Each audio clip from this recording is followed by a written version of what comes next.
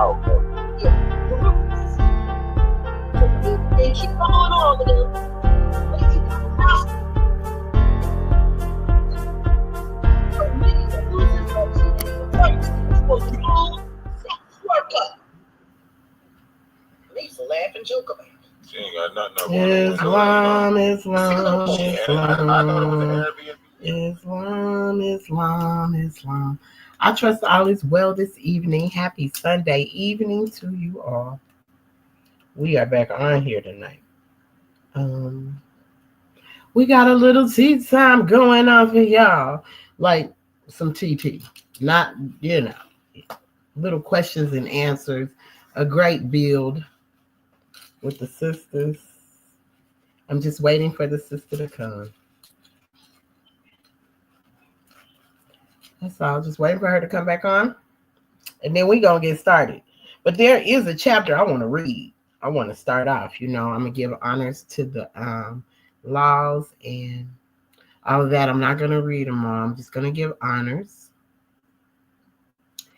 And I don't know what is going on. It's a lot going on. Okay. I'm going to give honors to the laws, the Constitution and the laws, giving honors to all of them, the divine Constitution and the bylaws.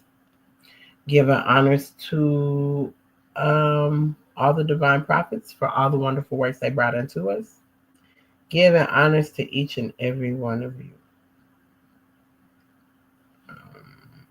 Just waiting for our dear sister Bashara to join the live so we can embark on this amazing conversation. I don't know what's going on. Embark on this amazing conversation we're about to have. So I'm going to give her some time to come in here.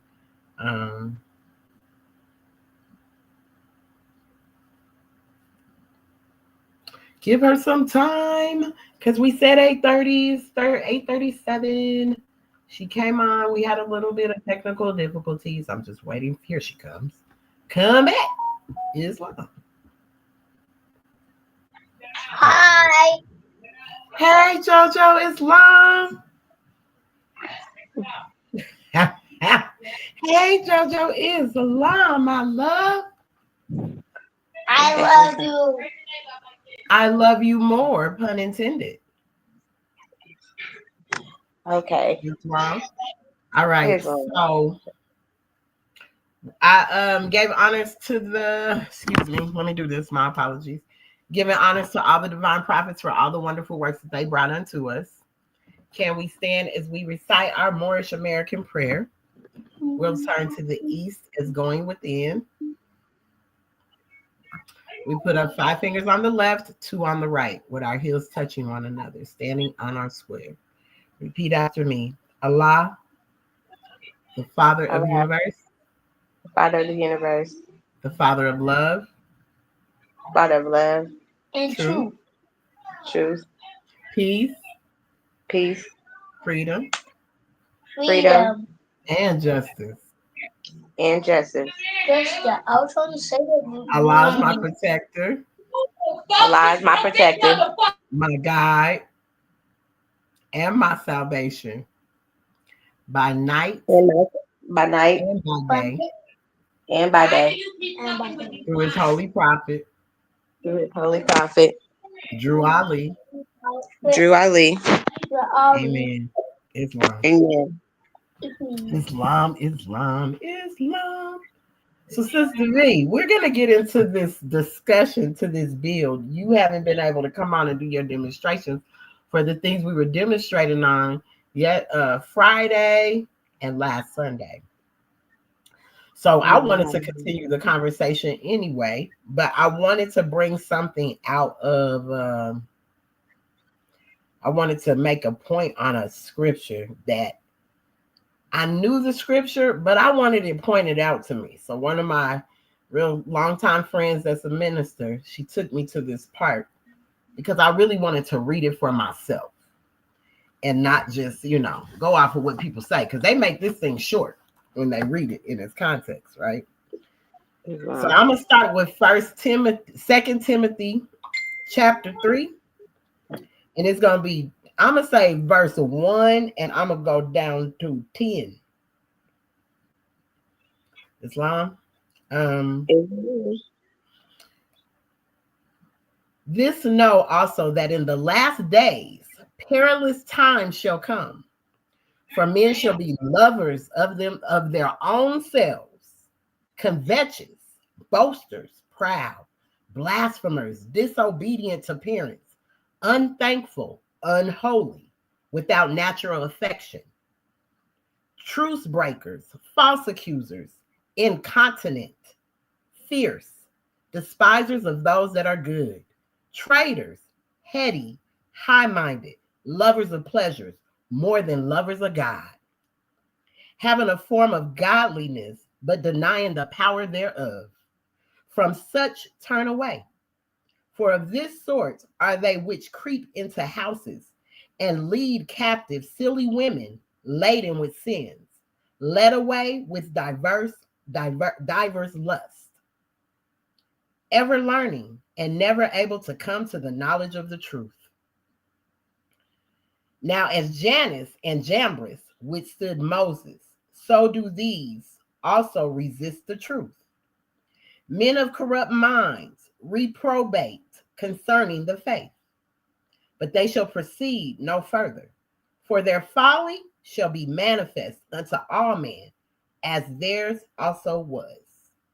But thou hast fully known my doctrine, manner of my life, purpose, faith, long-suffering, charity, patience, persecutions, afflictions, which came unto me at Antioch. And so I'm gonna stop there on this one because it reminds me of when it's talking about Jesus in the wilderness and being tempted and how they came to him. But can you see the lovers of men and what we're dealing with right now? Like I always would remember the scripture where they would say one day will happen, one day will come where men will be lovers of themselves or something like that. But it was never where I was able to go. I said, I need to go read this for myself and see what it's really saying. And it goes into straight detail. Islam? Islam. So you said this was in Matthew? No, this is in 2 Timothy. 2 Timothy chapter 3. It starts at verse 2. 2 Timothy. I don't have a Bible here. Oh, dang, I forgot. You're on one device right now, so. No, I'm on 2. Oh, she on 2 Yeah, devices. so You got Bible Hub? You have Bible Hub? I'm about to get to it. So you said 2 Timothy? 2 Timothy. Okay. Chapter 3, verse 2. Start at verse 2. And you could go down to 10. 11, you could go further because it's giving some descriptions, what persecutions I endured, but out of them all the Lord delivered me. So through all the persecutions, he was delivered. Timothy. Verse 2 through 10. Verse 2. Mm-hmm. So he says, and the things that you have heard me say among many witnesses, entrust these to faithful men who will be qualified to teach others as well. Okay. Here you go. And the things you have heard me say in the presence of many witnesses, entrust to reliable people who will also be qualified to teach others.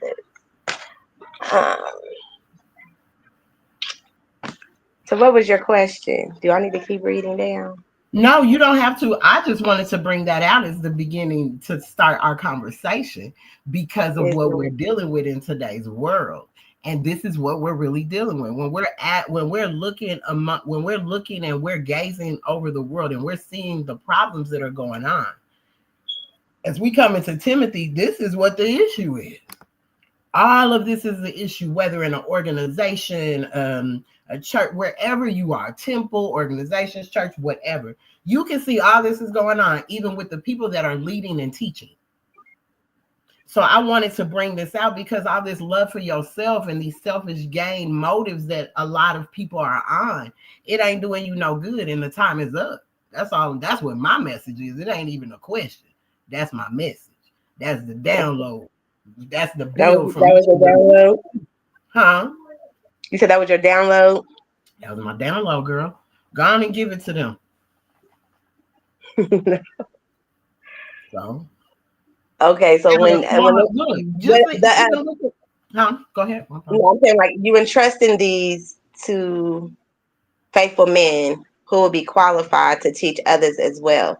So that just gave me the insight on what the prophet brought out. First off, I want to give my honors. I want to rise giving all honors to Allah, the Father of the universe, and I want to give my praises.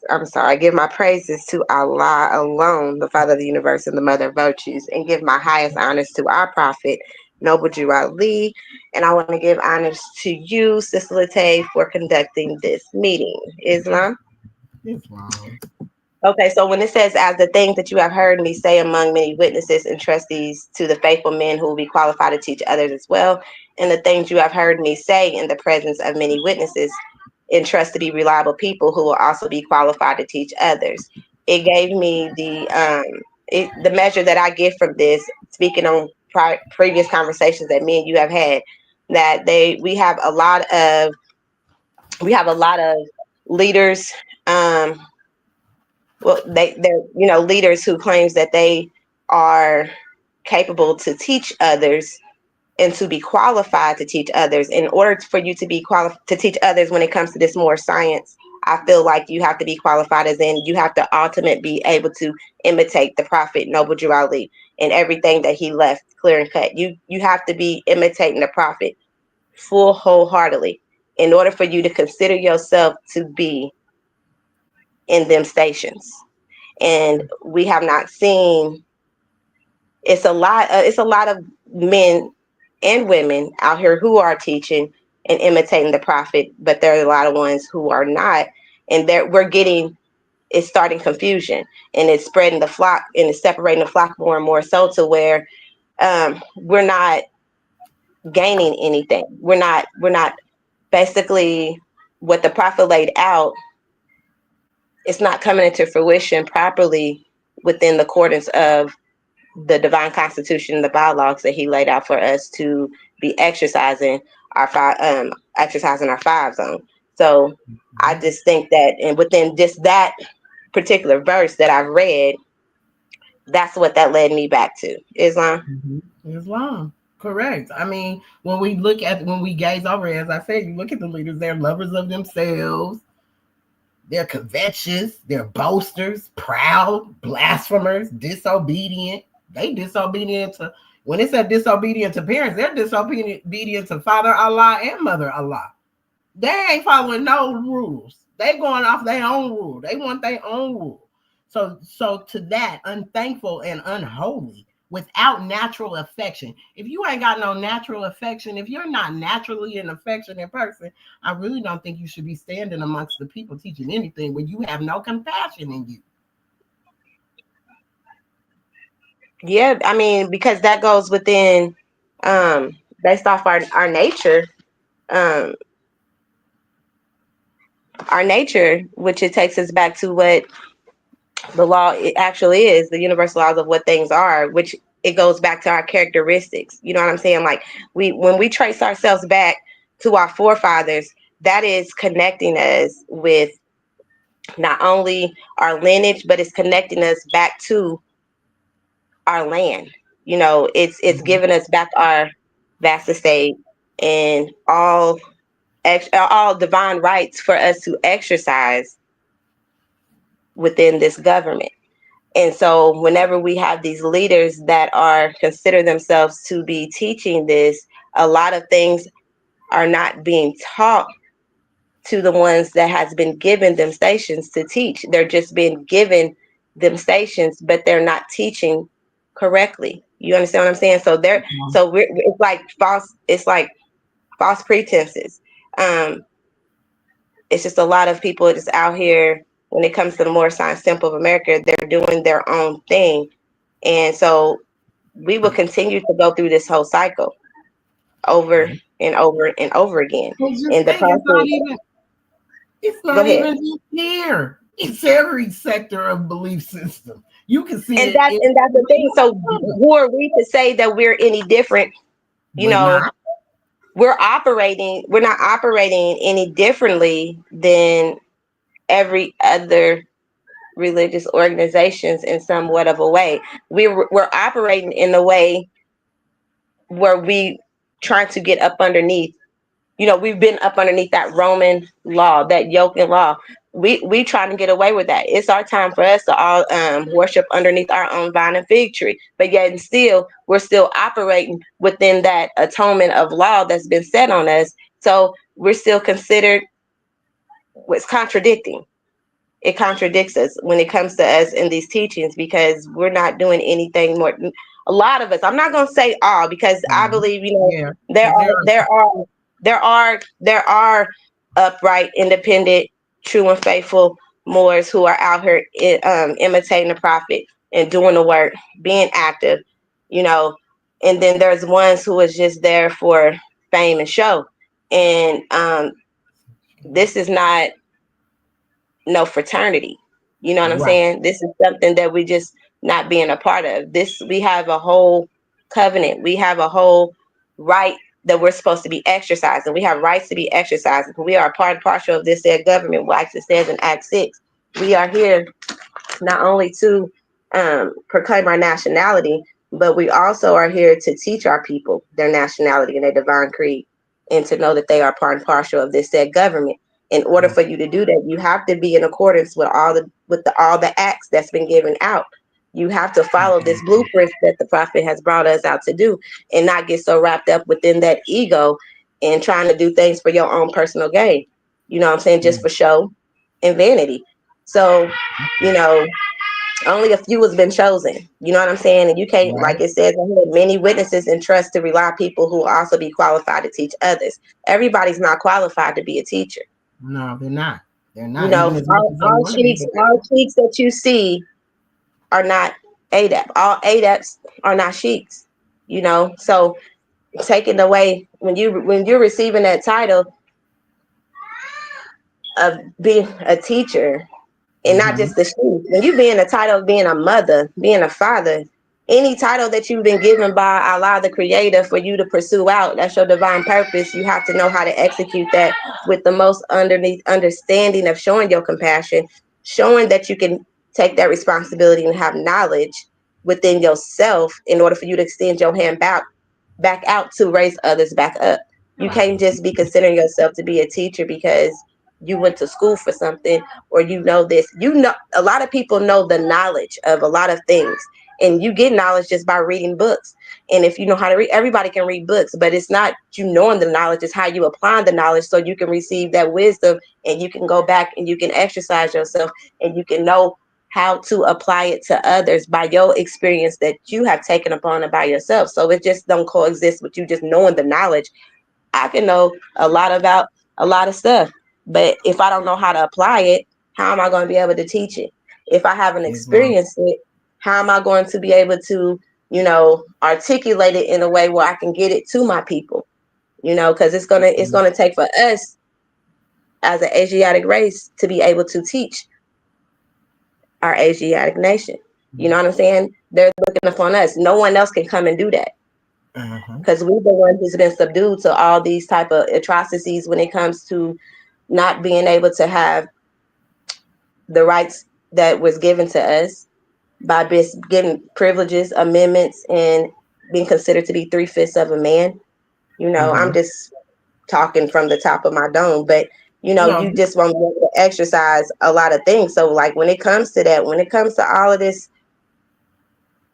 when it comes to the science, you know, like we are scientists. So we have to continuously question everything. You know what I'm saying? And get into the lab. I don't care how long you've been a part of. It doesn't matter, right? Anything. I don't, you know, I've been doing this for so and so years. It doesn't necessarily mean that you know the right way to go.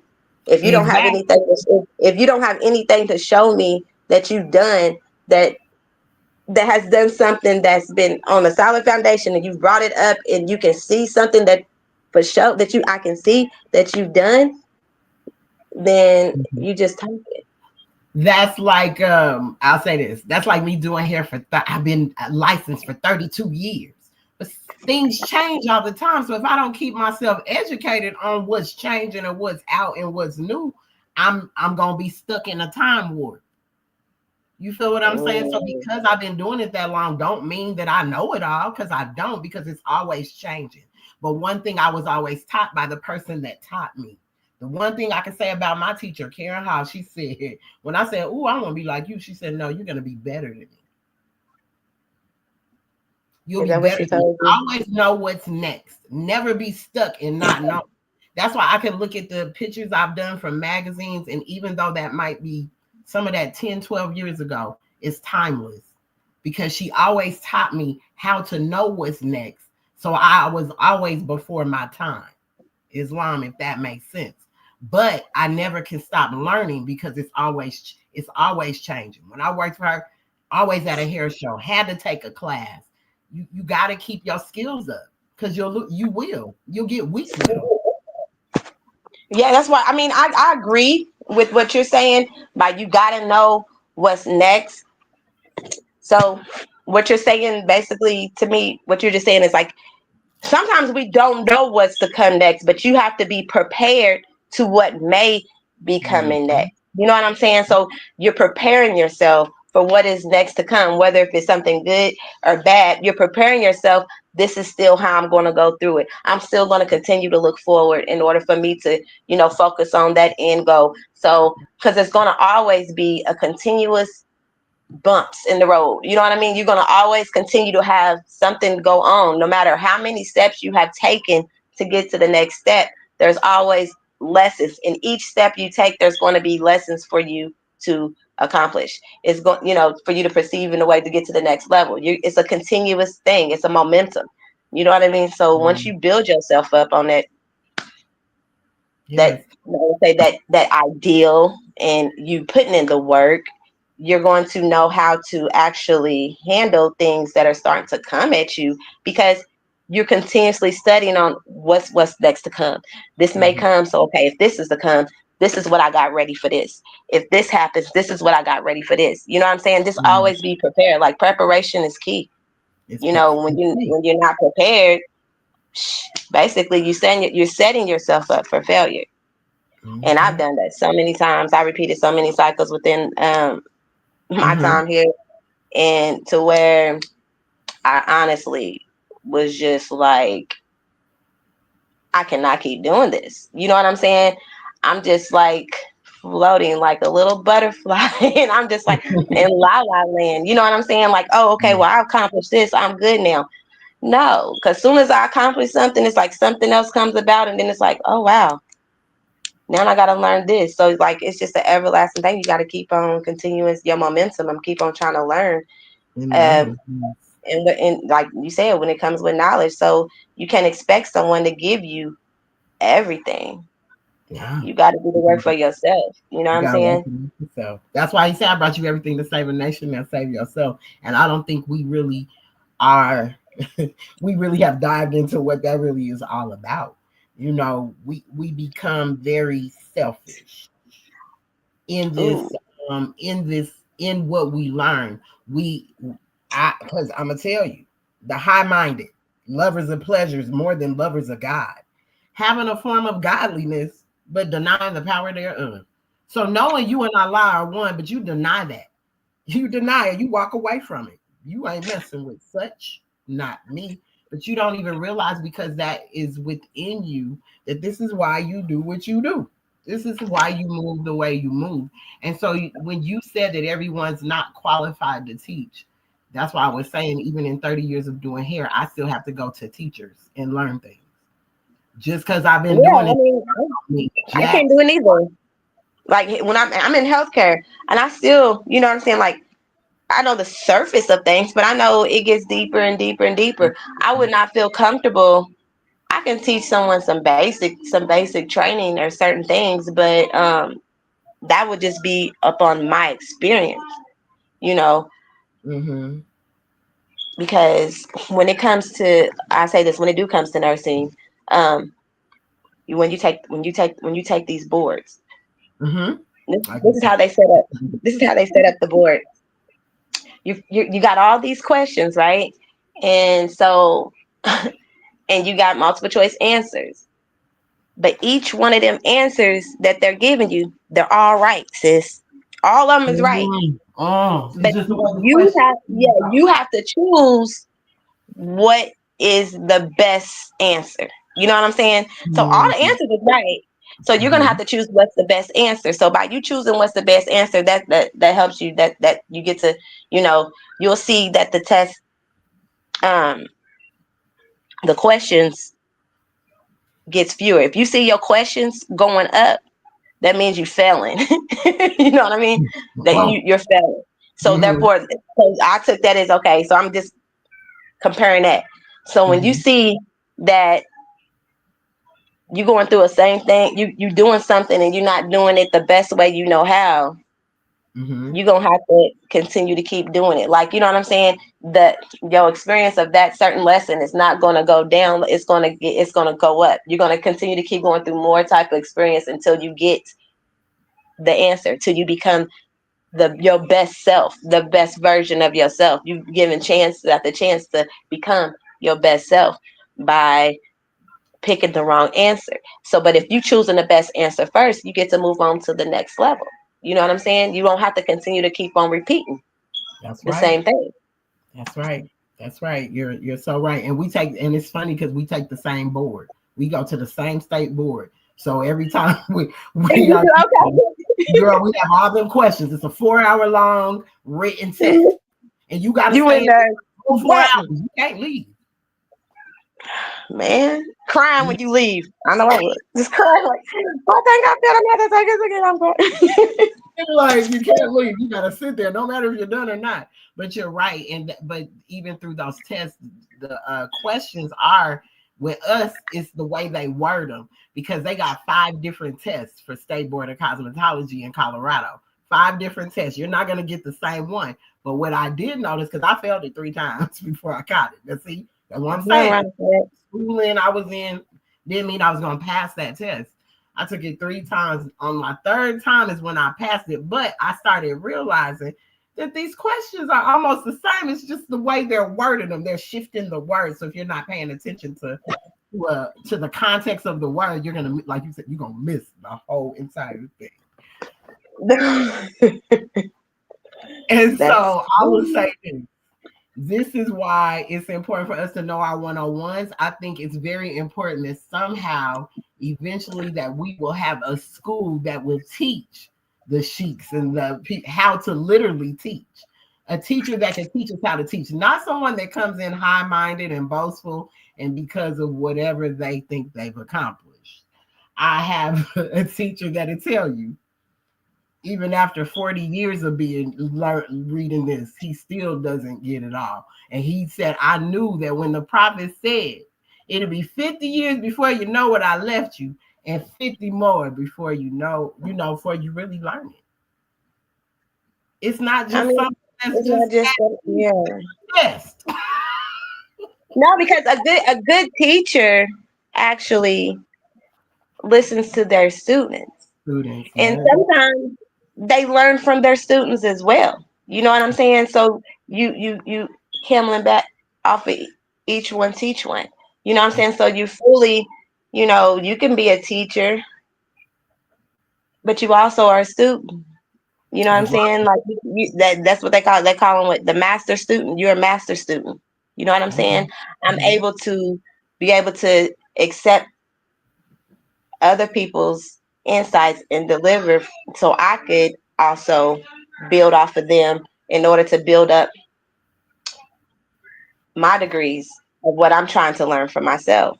You know what I'm saying? Being diligent and being aware that, you have to be accountable. You want to learn from other people's perspectives as well. You know what I'm saying? You consider yourself to be, I'm a master student, so I'm in these teachings, not just this, not just that. I'm gonna go through all different schools of thought. You know what I'm saying? All different schools of thought in order to receive these teachings, like the prophet did.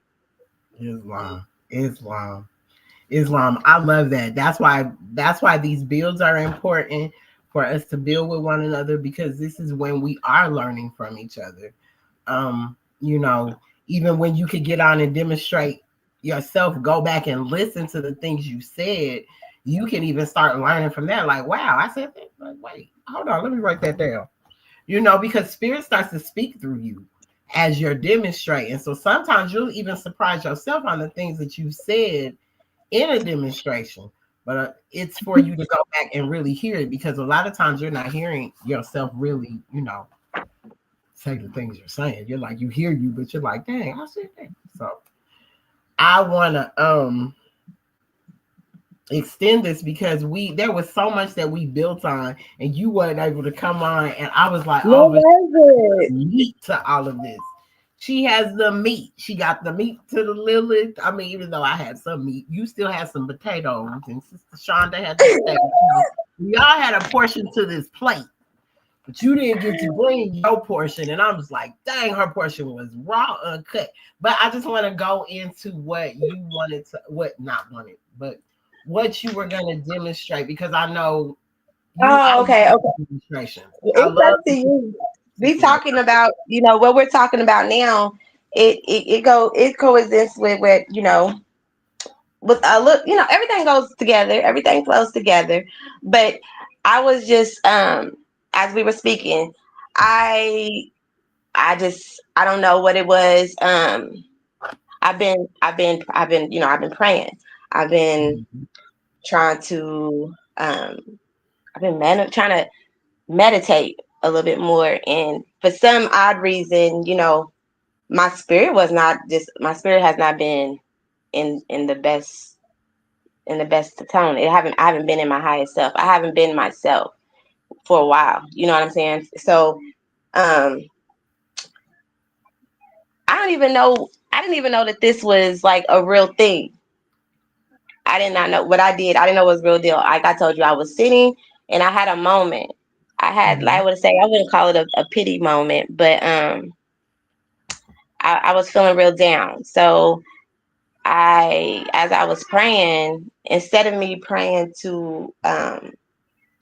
praying to Allah, you know, which is, you know, the spirit within myself, the higher self, Father Universe, Mother Virtues, I had to have a conversation with myself, my future self, not my present self.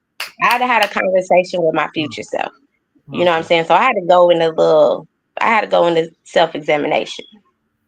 I had to be real still for a while. You know what I'm saying? And I had discovered basically what I told myself. So every single day, to help me align with my present self, with my future self, because we can get clear on what we want. You know, we become more familiar with who we need to be in order to make that reality. So I'm trying to create what we truly desire. You know what I'm saying? What I desire, so it becomes easier for me. So I had to tell myself, there is a wise woman out there who wants the best for me. You know, and then I had to also start bringing my future self into every decision that I'm making today, in order for me to align with my future self, because my future self is my higher self. That's my future self. I ask myself, what am I to do? What decisions am I supposed to be making right now in order for me to align myself with my future self, for my divine purpose, future self, to walk into that journey? Just that alone, nothing else. I don't want to be dwelling within the past. And I do, you know, I've always known that the present I consider the present is a gift. And they say the treasures of Allah, the gifts of Allah are the treasures of understanding. The gifts of understanding are the The treasures gifts of of understanding are the treasures of Allah. Okay, I have that written down. But that came to me, so I was like, okay. So I'm just contemplating all this, and so basically, you know how they say the past, the present, and the future. They all are operating at the same time. Yep. Everything all the time, all at once. If you've never seen that movie, go check it out. Everything, everywhere, all at once. Excuse me. All at once. Everything, everywhere, all at once. Everything's happening everywhere, all at once. Just what you said, past, present, and future. It's happening all at the same time. So you have to bring your future self into, as I'm hearing you say, bringing your future self into existence now, into the manifest now, so that you can walk in that future self's place. So you can start that walk in that journey. Is that what you're saying? I don't want to Yeah, because like what it says, like, okay, so it says in the creation of fallen man, you know, because some people was like, oh, you're talking to your future self. Oh, you're talking to your past self. The past is gone. The future hasn't got here yet, but the creation of fallen man says time never was when man was not. So by that, if life of man of any time began, a time will come when it would end. And the thoughts of Allah cannot be circumcised. And man is a thought of Allah. So all thoughts of Allah are infinite. So these are all times of our lives where they are all infinite and they never die. So therefore, the past is still going on at the same time the present is still going on. And also your future self, what's going on with the future. So in order for you to align yourself with the future and your present self, I feel like you have to look back in your past and learn from them experience that you have endured, experience, and kind of like, I say, use them tools in order for you to, that the carpenter tools that the prophet gave us in order for us to cut off the things that we don't need in order to make it lighter for us to move forward and not dwell on it so much, and then once you learn the experience from your past, you're in your present time, you get to understanding more so of the things you need, the things you don't need. And then the future, you're talking to your future self. So that is going to help you stay the course. You don't want to stir away from the course. You understand what I'm saying? Like, you have to stay focused on the course. And if you do, it's always good to do a reflection. You know what I'm saying? It's always good to reflect. So you don't want to live in the past, but it's okay for you to reflect in the past, becoming self-aware and knowing what to do and what not to do. You know what I'm saying? Not let that get you in a place where, you're in a sunken place now, and therefore now you're repeating the past. You're repeating the cycle. So it's like every decision you make today is very detrimental of the transformation that you are trying to manifest into your reality. And I really want to bring these notes up, sis, and I don't know how to do it because it's like a exercise that you can do to do this. It tells you how, because I just looked it up. After I did it a few days later, I'm like, do people really be talking to their future self? Like, I was like, am I? Are you tripping? You know what I'm saying? Like, my future self, because I'm like, I'm acting like I'm in a movie or something. You know what I mean? But the movies be telling the truth. You know what I'm saying? The movies be, they be, when you watching these movies, they be blatantly telling us the truth. They got to tell us some way, form, or another. Well, you gotta also know that no finite mind can comprehend things infinite. So when you're thinking on a more infinite level, that's how you're able to see that. Those that can't think on an infinite level will think that something's wrong. They will deem that crazy. Like, what's wrong with you? But that's a finite mind. That's a finite mind. Because all finite things are subject unto change. But most people don't think, they only think from a finite point of view. That there's other steps in thinking to the infinite. Because that infinite, man, that infinite is something. That's you realizing that you and Allah are one and man don't die. What you mean time never was when man was not? If there ever was a time, wouldn't it have an end to it, beginning and an end? We put it into our own selves by the way we operate. Oh, I'm healing. I'm on a journey. And we think there's a period to that journey that is always consistent. It's gonna always be something that you're learning on your journey. So that's something that never stops, whether it's your past self, present self, or future self. It never stops. You're gonna always be growing. You're gonna always be learning. If you stop, because it says once we stop thinking, we're androgynous. That means you can't even tell what's going on with neither side. Didn't I send you that, V? Did I send you that? You might have. Where it was breaking that down. Let me see. What was it? You said androgynous. What should I know? I don't know. You sent me a few things on with the Instagram. Yeah, no, I sent you this one on your. I sent you this earlier when we were talking, but as I don't think I can pull mine up either because I'm not on that thing. And I've been knocking me right up out of here with you. Yes, I want to click. I'm like, but I got my laptop. But I was trying to log in on the laptop, but it's not letting me. It was, oh man, and it was in some of my notes on my computer. I'm telling you, I am coming across all these drives and all this stuff I have had from so long ago. And it was the notes off of the Kemetic tree. It was breaking it down. And it was the ones that we were just reading. Yeah, but it's that Western thinking or indoctrination is masculine, and it's the left side in the Western thinking. Remember they said the right side of the brain is masculine and the left side is feminine. Well, in the I promise you. I told you. Well, that's what I learned in school. So I'm trying to see. I wrote it down. I learned in school. Everybody learned you only use the left side of your brain. How did we fall for these things?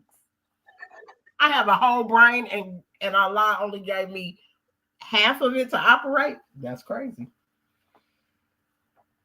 Mm-hmm. Well, that's a Sebek energy, and that is on the tree of life. As I was telling you, I studied the tree of life before I came into the Okay, one. so listen, I found it.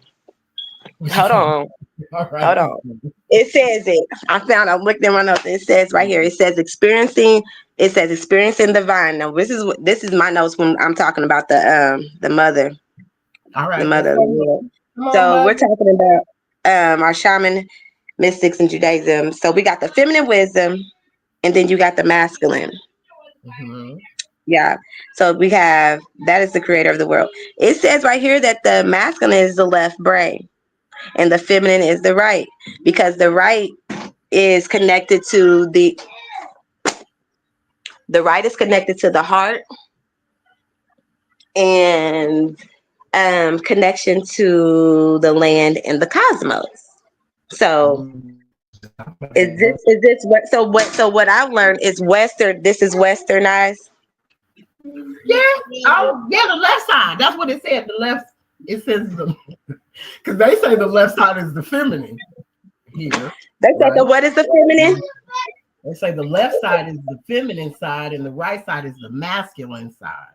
Is that what the Westerns say? I just told you what it said in Western world. So because I was like the right side, if that's logic. But they don't be using the right side of their brain too.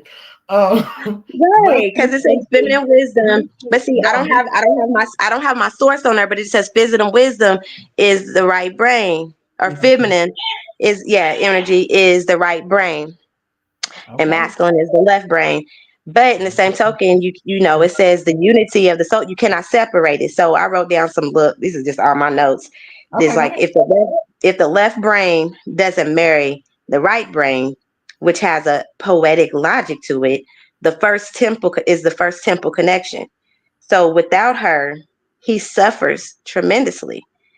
Mm-hmm. So then hold on, it goes into some other stuff. I don't think we're going to talk about that stuff. So it talks about it goes to mystery schools like in the dark ages of wisdom, the sacred science, the laws of creation, the rhythm of the cosmos, helping us to live in the mega life. So okay, hold on 1 second. She What came is- on and they said, read the chapter out loud. Everything starts from the beginning. Which chapter are you speaking of? Tell K Morris Bay he can listen to the meeting, but we're not answering questions right now, and we answering when we're We're finished not speaking. answering questions right now, sir. No, Islam. Go ahead. All right, go ahead with your demonstration. Higher self and lower self. I wasn't talking about the higher self, the lower self. I was No, talking that's about the what he experiencing said. the body. What question did he have so we can answer his question? What question did he have? I don't know. Did you have a question, She Morris Bay? Because all he said was read the chapter out loud. Everything starts from the beginning. Was you speaking? Which chapter did you want us to read out loud? Oh, he's talking about the creation of fallen man. Okay. To read it Is that out what loud. he's saying? Everything starts from the beginning? Yeah, I guess that's what. Is that what you're saying? Islam. Yeah. You want me to? Okay, so I don't see where it says where. The thoughts of Allah, it says time never was when man was not. If life of man in any time began, a time will come when it would end. The thoughts of Allah cannot be circumcised. No finite mind can comprehend things infinite. All finite things are subject unto change. All finite things will cease to be because there was a time when there was not. I don't want to read this whole chapter. The bodies and the souls of men are finite things, and they will change. Yea, from the finite point of view, the time will come when they will be no more. But man himself is not the body nor the soul. He is a spirit and a part of Allah. Creative faith plane of soul gave him a body of flesh that he might function on the plane of things made manifest. And it says, why did creative faith give to spirit man a soul that he may function on the plane of soul? Why did creative faith give soul a body of flesh that he may function on the plane of things that are made manifest? Hear now, yea, cherubim, yea, seraphim, yea, angels, and yea, men. Okay, so you can continue. Want me to continue? Okay, as well. I'll continue through. He said, I was traveling with you all in thoughts. Okay, Islam. I'll finish out the chapter. And then Praise Allah. Okay, let's go. Hear now, O protoplasm, in earth and plant and beast. Hear now, ye creeping things of earth, ye fish that swim, ye birds that fly. Hear now, ye winds that blow, ye thunders and ye lightnings of the sky. Hear now, ye spirits of the fire, of water, earth, and air. Hear now, O everything that is or was or evermore will be. For wisdom, which is a feminine energy, Islam, virtues, speaks from out of the highest plane of spirit life. Man is the thought of Allah. Our thoughts of Allah are infinite. They are not measured up by time. For the things that are concerned with time begin and end. The thoughts of Allah are everlasting of the past unto the never-ending days to come. And so is man, the spirit man. But man, like every other thought of Allah, was but a seed that held within itself the potencies of Allah, just as the seed of any plant of earth holds deep within itself the attributes of every part of that especial plant. You want me to continue or continue on? Okay, I'm going to continue on. So spirit man is seed of Allah, held deep within himself the attributes of every part of Allah. Now seeds are perfect. Yeah, it's perfect as the source from which they come, but they are not unfolded into life made manifest. The child is as perfect as the mother is. So man, the seed, must be deeply planted in a soil that he might grow.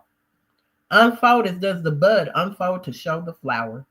The human seed that came forth from the heart of Allah was full ordained to be the Lord of the plane of soul and of the plane of things made manifest. So Allah, the husbandman of everything that is, threw forth his human seed into the soil soul. It grew apace, and man became a living soul, and he became the Lord of all the kingdom of the soul. Hark now, let every creature hear. The plane of the soul is but the ether of the spirit plane, vibrating not so fast. And in the slower rhythm of this plane, the essence of life are manifest. The perfumes and the odors, the true sensations, and the all of love manifest. And these soul attributes became a body beautiful. A multitude of lessons man must learn upon the plane of soul. And here he tarries many ages until his lessons are all learned. Upon the boundary of the plane of soul, The ether began to vibrate slower, still, and then the essence took on a final garb. The perfumes and the odors and the true sensations and the all of love were clothed in flesh, and man was clothed in flesh. Perfected man must pass through all the ways of life, and so a carnal was full manifest. A nature that sprang forth from fleshly things. Without a foe, a soldier never knows his strength, and thought must be developed by the exercise of strength. And so this carnal nature soon became a foe that man must fight, that he might be the strength of Allah made manifest. Let every living thing stand still and hear. Man is the Lord of the plains of manifest, of all the planes of manifest, of protoplasm, of mineral, of plant, of beast. I'm going to say this again. Man is the Lord of all the planes of manifest, of protoplasm, of mineral, of plant, of beast. But he gave up his birthrights just to gratify his lower self.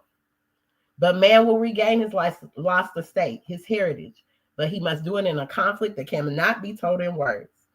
Yet he must suffer trials and temptations manifold.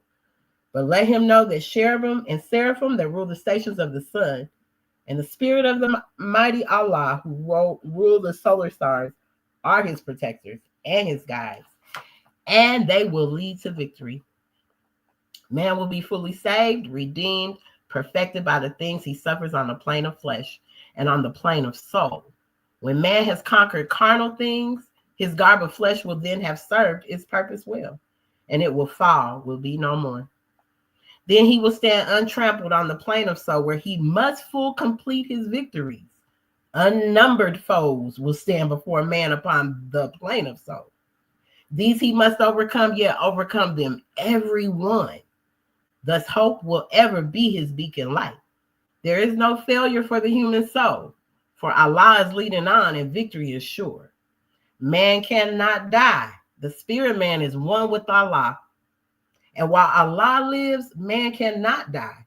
When man has conquered every foe upon the plane of soul, the seed will have full opened out, will have unfolded in the holy breath, Islam. The garb of soul will then have served its purpose well, and man will need it nevermore, and it will pass and be no more. And man will then attain unto the blessedness of perfectness and at one with Allah. Islam.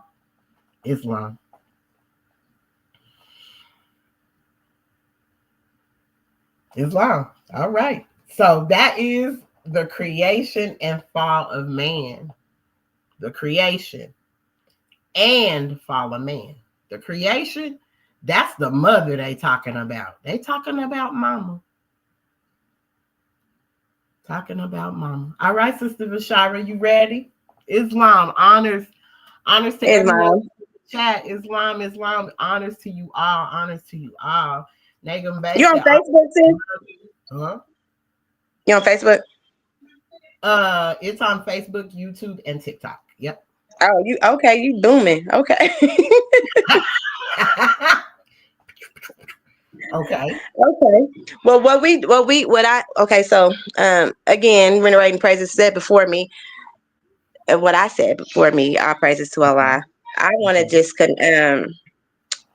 camera back of the creation of fall of man when it says, then he will stand untrampled on the plane of soul, where he must full complete his victories.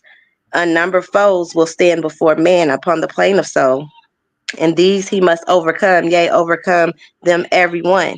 Thus hope will ever be his beacon light.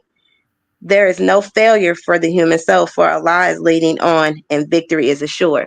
So this just kind of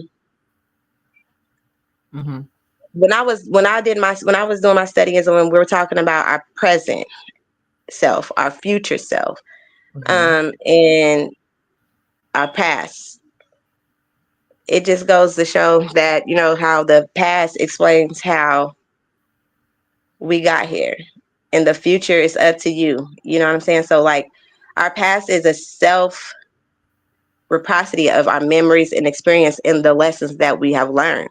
And it's an accumulation of all our triumphs, our failures, all the pain, our sorrows, our joys, our happiness, you know what I'm saying? And then we have, we sometimes our past self, we often cling to our regrets and our mistakes and our failures and our missed opportunities. And it can shape your present, you know what I'm saying? And it can shape your beliefs and your perception, your self-perception, and all your decision making to be who you are within yourself.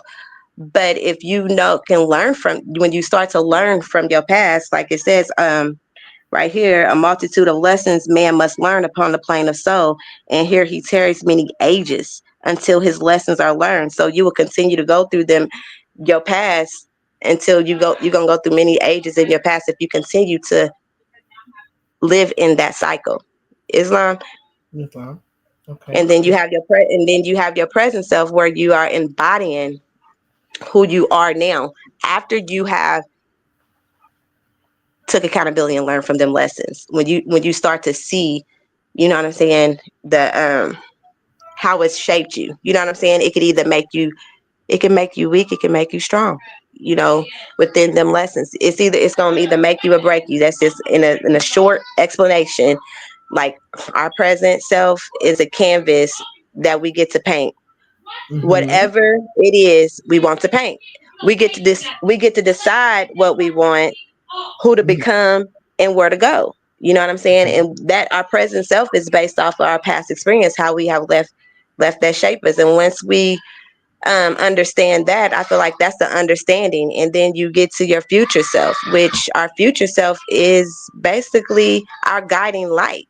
That's that pinnacle of wisdom that we have received through everything, has been through everything. So it's our guiding light, and it can come back. That's why I talk to my future self. It's coming back to tell me what to do, what I'm needing to do, because it has experienced all them attributes, all them lessons. It's conquered it, because it's a battle.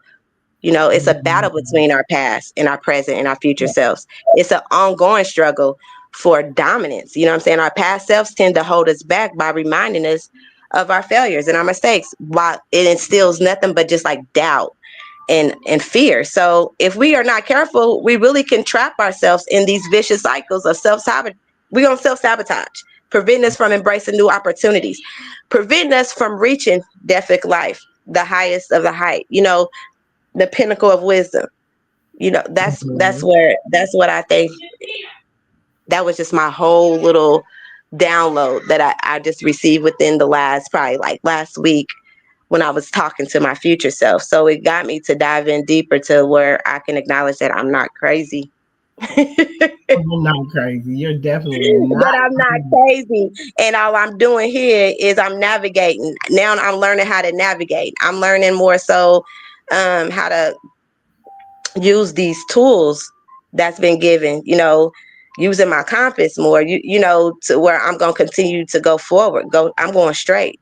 I'm going that straight in there, just moving forward. So I'm embracing the present more so now. I'm living in this moment, making more choices that's going to align me with my values and my aspirations, and I'm going to cherish all these opportunities that I do have, but I'm going to take it step by step and just live within this moment and not get so worried and being anxious, because that's where you miss the gift. That's where you become ungrateful for. When you start to be anxious and be worried, that's where you miss the gift of being in the present. And when you're in the present, and when you in that still small voice, when you listen to the still small voice, when you really going through your examination, you'll get to understand more and be at peace. You know what I'm saying? You're going to be at peace with oneself, because you have taken all this within you and you're embracing it, and you have accepted it, and you're loving yourself more with compassion, to know that Allah is leading on and victory is assured. Islam. All right. Yes.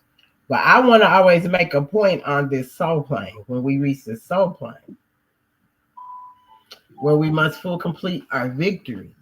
It says unnumbered foes will stand before man upon the plane of soul. So do we realize these tests? It goes back to these tests. We was just talking about the nursing test, the cosmetologist test. Here comes some unnumbered foes. So that means they could be of anyone. We see what we just read in 2 Timothy, where it was like The children ain't obeying their parents. Men lover of themselves. Like these unnumbered foes that could come before you. Because men can be lovers of themselves, but they showing up to think they about to love on you, and they really ain't coming for that reason. They coming to suck energy so they can survive.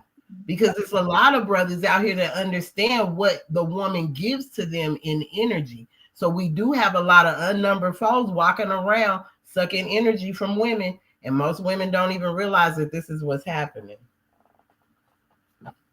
So I want to talk about these unnumbered foes, whether it's a brother, a sister, even to the men. Y'all get caught up with these unnumbered foes, and because she looked good and her BBL is right, you honor. So these unnumbered foes will stand before you. How you gonna act? What you gonna do? What is you talking? This reminds you of the chapter on the soul of man. Well, that's what I'm asking. Like right here, we still talking about unnumbered foes. We still gotta fight. Because it's a journey, it's a self-discovery journey. So you have to acknowledge and understanding your own desires and motivations. So you able to lay out your own course for your path. So with each passion, purpose, and intention, you're gonna embrace a lot of your past lessons if you have not fully conquered your foes.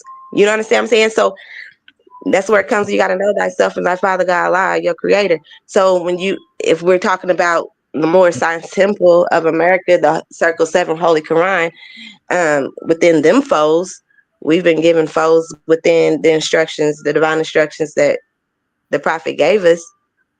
But we got those foes, these foes. Remember, a soldier never knows his strength but by his foes. These are the people that show up. Our foes be physical stuff.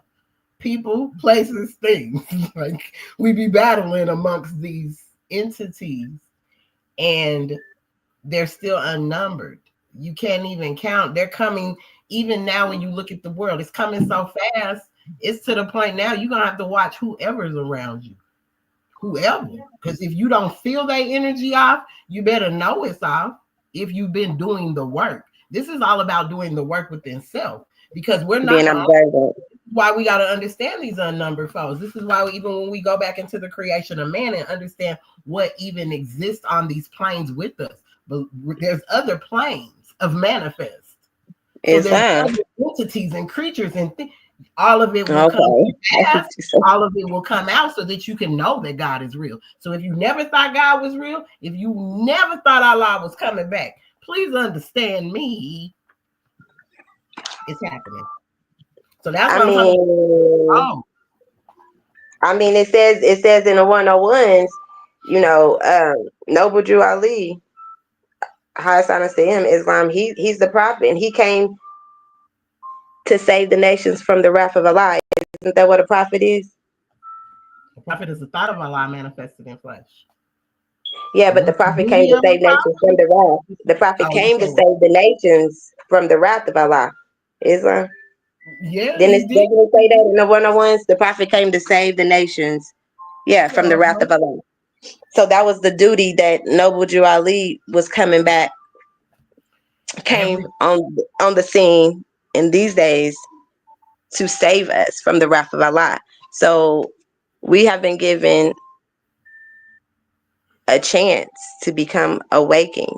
He did this for us to awake, to awake ourselves, to teach, to learn how to love instead of hate, to get us to think again. You know what I'm saying? Because all of us are not gonna go where everybody ain't going. Everybody's not going where they need to go. A lot of us, just like, at some point in time, whenever, my grand governor, he's spoken about, and we talked about this also too as well. Whenever they abolished slavery, a lot of us, or a lot of our ancestors, or a lot of, they chose to stay in slavery. Well, our people are still choosing today by not. So you're choosing. So, people are choosing to stay on that level that they're on, being complacent and being content. They are not aware. They are now. It's just a mental slavery. They're not trying to get out of bondage. They're out of bondage physically, but mentally, their mind is still in bondage, and they are complete. They're lost. And some of them don't want to know the truth. because there's people that I've spoken to and I'm trying to tell them this and I'm writing and but you can't make a horse drink water, but I'm telling them this is what read it. I'm just like, read it for yourself. You know what I'm saying? And you come and you can tell me if it makes sense to you so we can talk, because a lot of times when I'm speaking to someone on the outside, they're not understanding what I'm trying to say to them, because I really sometimes don't know how to articulate it that well. But so I'm just telling her, read this and then come back and see if you still think the same way. You know what I'm saying? Like, just read a portion of it and we can speak upon whatever you read. If I have any questions, I'm gonna call my Grand Sheik, I'll call you. I'm calling somebody. You know what I'm saying? But I can lead them to who they need to probably speak to. But a lot of us do not want to take no type of direction or accountability, and they want to stay within the place that they are. Okay, they so let me say this. I'm gonna say this, and I'm gonna put it out there. If you ain't, this is why you have to pay attention to everything that's going on, even in politics. So as of yesterday, December the 13th. Oh no, Friday, December 13th. I was like, what day is it? My fault. Friday, December the 13th. They went and Trump. Let me see if I can find the article, because I just sent it to Brother John. But let me tell you, because people don't pay attention, and just by me telling you this, I'm gonna give a message that our people need to please understand. They please need to understand. Didn't I send it to Brother John? Oh, maybe I didn't send it to him. We're gonna need a fact check, sister. Fact check on what? You can fact check it. Start watching instead of watching Love and No, we want to know where you getting the information from. Where you getting it from? Because I get my information from TikTok. I just did this. No, this ain't on TikTok. This came up on my this is not on TikTok. No, this is for real. Y'all better get it together. They be like, you watch what's on the? I said, I don't know. I watch the news. I'm like, hold on, let me get on TikTok. Let me see what they say.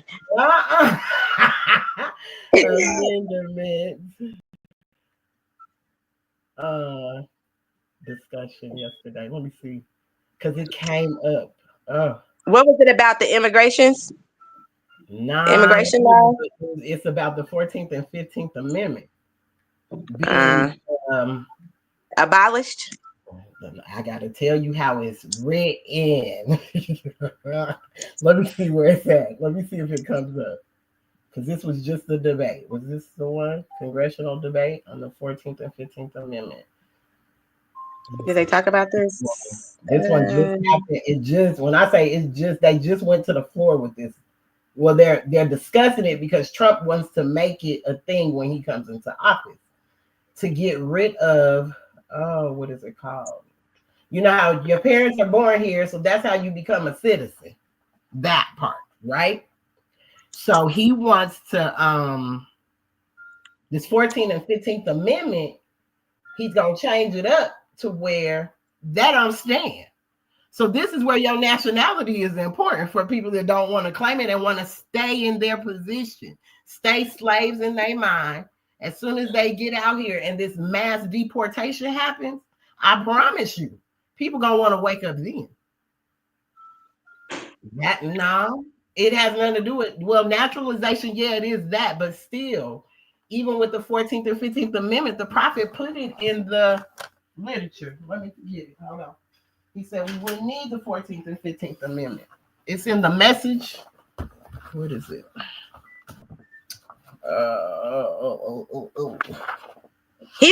Trump wants to get rid of it, right? Yeah, he said I don't. I mean, what he's saying is you can't say that you a citizen just because your parents was born over here. So meaning if you don't know your nationality and you walking around like some of these boys claim they don't need an ID, they don't need a driver's license, they need none of this. So when they do come over here, and it may not be our own military, it could be a foreign military that could pop up over here. What's your nationality? A lot of people gonna be like, I'm from Georgia, I was born in Grady. I'm from Colorado, I was born in Denver. They're not even gonna know what that means.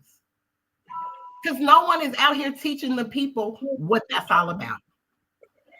No, it's in the Moorish Leaders Historical Message to America, I believe. But let me see. Is it that? What did he say? The divine. So, but what I was looking at is what was this? Okay. They were trying to bar him.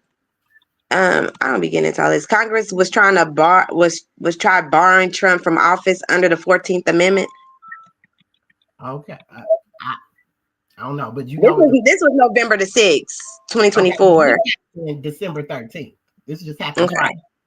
Friday. That's the one I'm looking for. It popped up on my news break, but it's not there because all the news changes so much. But when it popped up, I was on Sunday school with Brother John, and that's what, because he was talking about nationality and the mass deportation, and you know what's going on. So in the divine warning, because you're right, fourth page. I got you. Editorial, a divine warning by the prophet for the nations. This is in the literature, the Moorish literature. All right, mine is on page 8.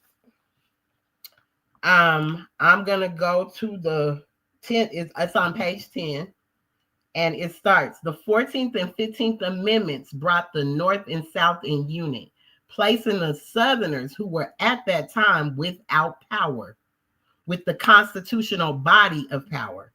And at that time, 1865, the free national constitutional law that was enforced since 1774 declared all men equal and free.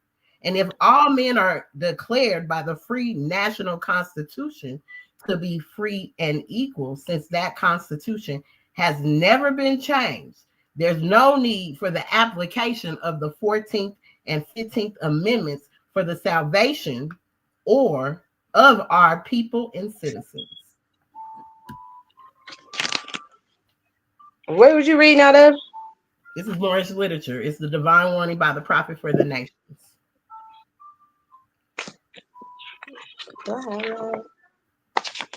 Okay. So there isn't but one supreme issue for my people to use to redeem that which was lost, and that is through the above statements.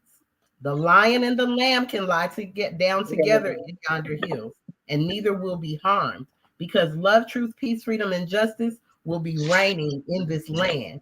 In those days, the United States will be one of the greatest civilized and prosperous governments of the world. But if the above principles are not carried out by the citizens and my people in this government, the worst is yet to come. Because the great God of the universe is not pleased with the works that are being performed in North America by my people. And this great sin must be removed from the land to save it from the enormous earthquakes, diseases, etc.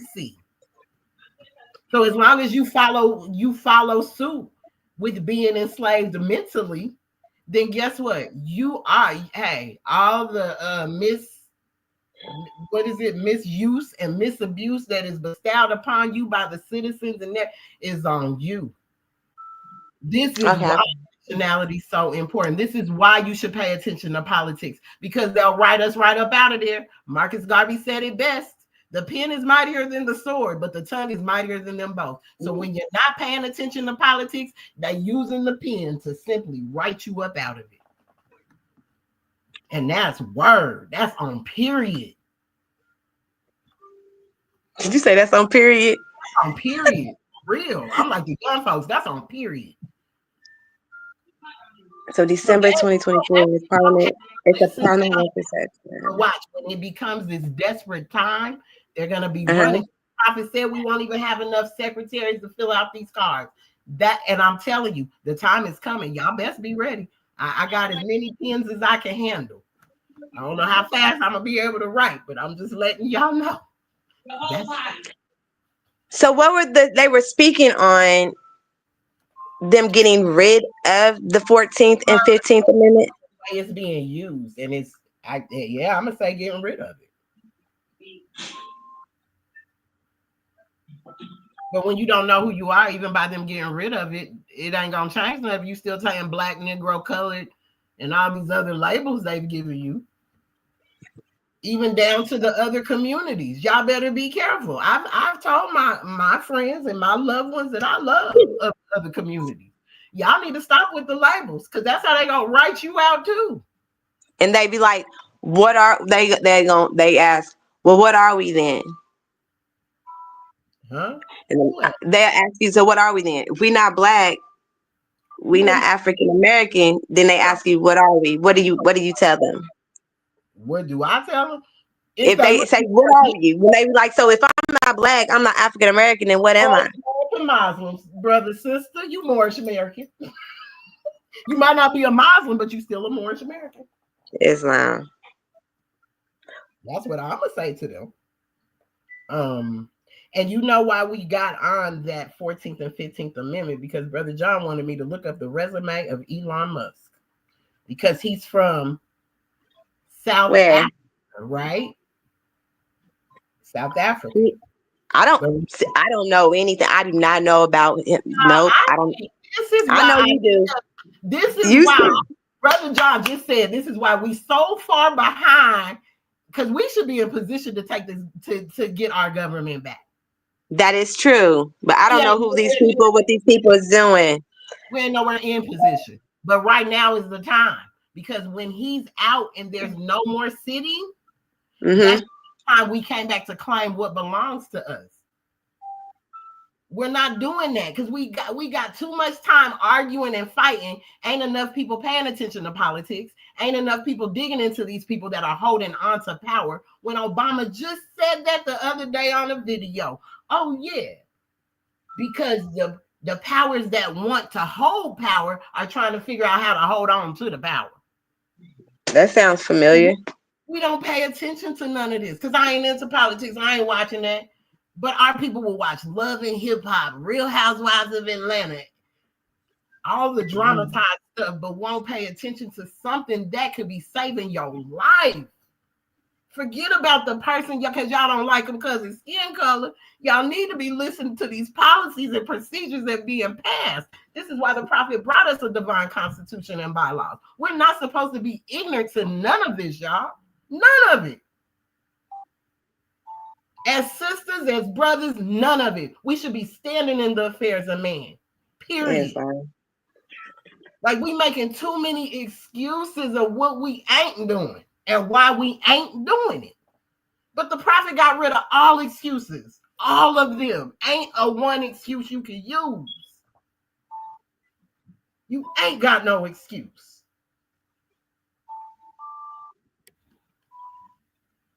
Did you hear me? Huh? My phone was muted. I said, so you're saying basically the time is now for us to get in. Well, I know, but we have like just to start being more diligent in politics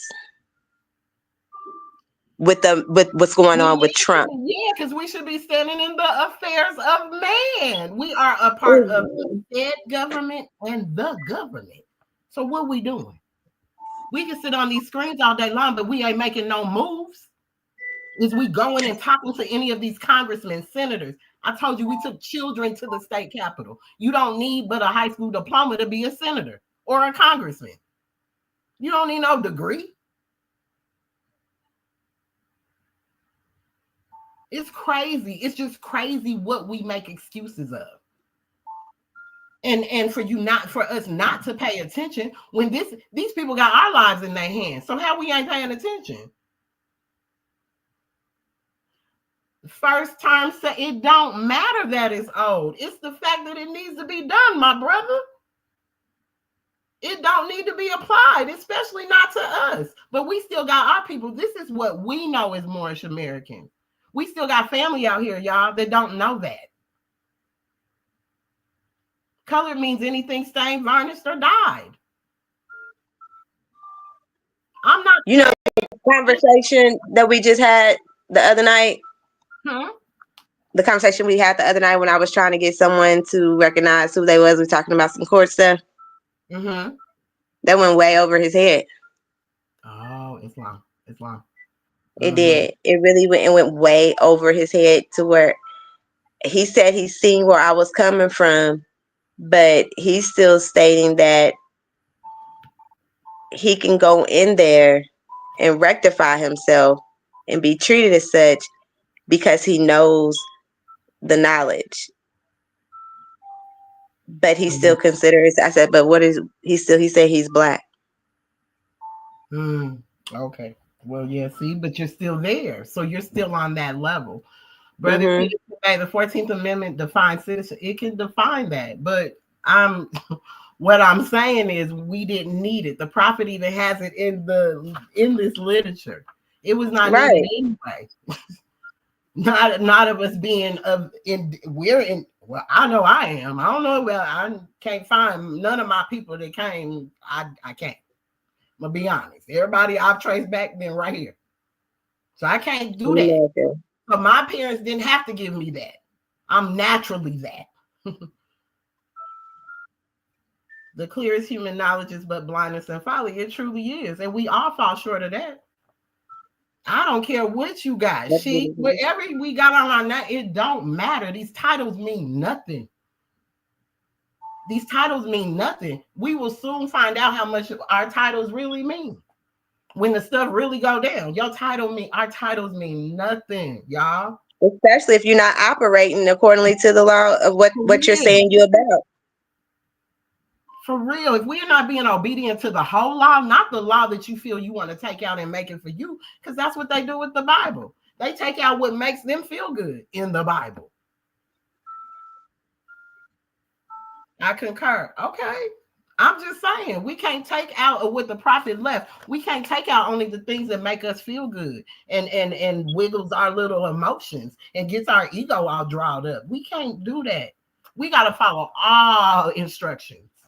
Be obedient to the law for real. We must be what we are. If this is what we saying we are, if we're up here and we're saying these things, then we must be what we know. That's the fruition. Mm-hmm. I left belief step a long time ago. I'm gonna be honest. As much as I've been working on self, believe what? Perhaps what man told me, that's been my problem. It's been my problem. Whether church, temple, whatever. What man told me, I had to start going to learning for myself. I had to leave temple so I could study for myself and get into this thing for myself so I could stop listening to all the noise going on around me. Islam. Because deep down inside, you already know the truth, because the truth is within you. So you already know it. Islam. In Timothy, 2 Timothy, it says you've been knowing these scriptures and these lessons since a baby, since a child. Since a child. We make excuses, y'all. The prophet said that we don't need it for our salvation. He never said that it is not needed. Did you just say the prophet said that we don't need it for our salvation, but he never said that it's not needed? Okay.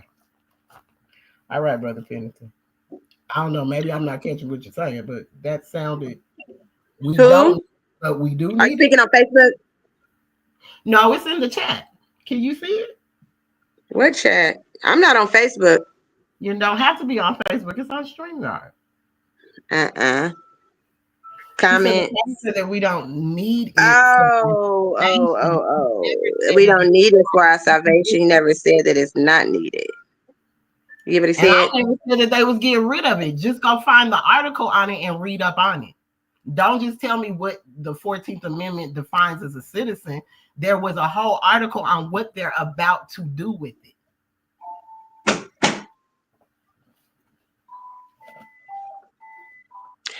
What they're about to do with the 14th and the 15th Amendment. They're going to start actually. It's gonna mass deportation. They're gonna start to actually go through each person at hand and actually weed out everyone who's claiming that doesn't know where they came from. Who knows how they're gonna do it? They may just come up on you and be like, "Where are you from? What's your nationality?" You don't know how to answer. What's on your documents? Is everything on your document correct? My birth certificate, my social, and my driver's license all has Bay on it. You said it all has what on it? Bay. Because when I went and did my change, I went before a pale-skinned European. She said, why are you changing your name? Because on the current documents, it asked me that. Because this was the name of my ancestors before slavery. The pale-skinned European lady said, you've been doing your homework. You really did your homework. And every time I went in there, the third time I had to go for my, third time I went, the father, the son, and the mother. So the third time I had to go up in there, she said, say it again. I just like hearing you say that.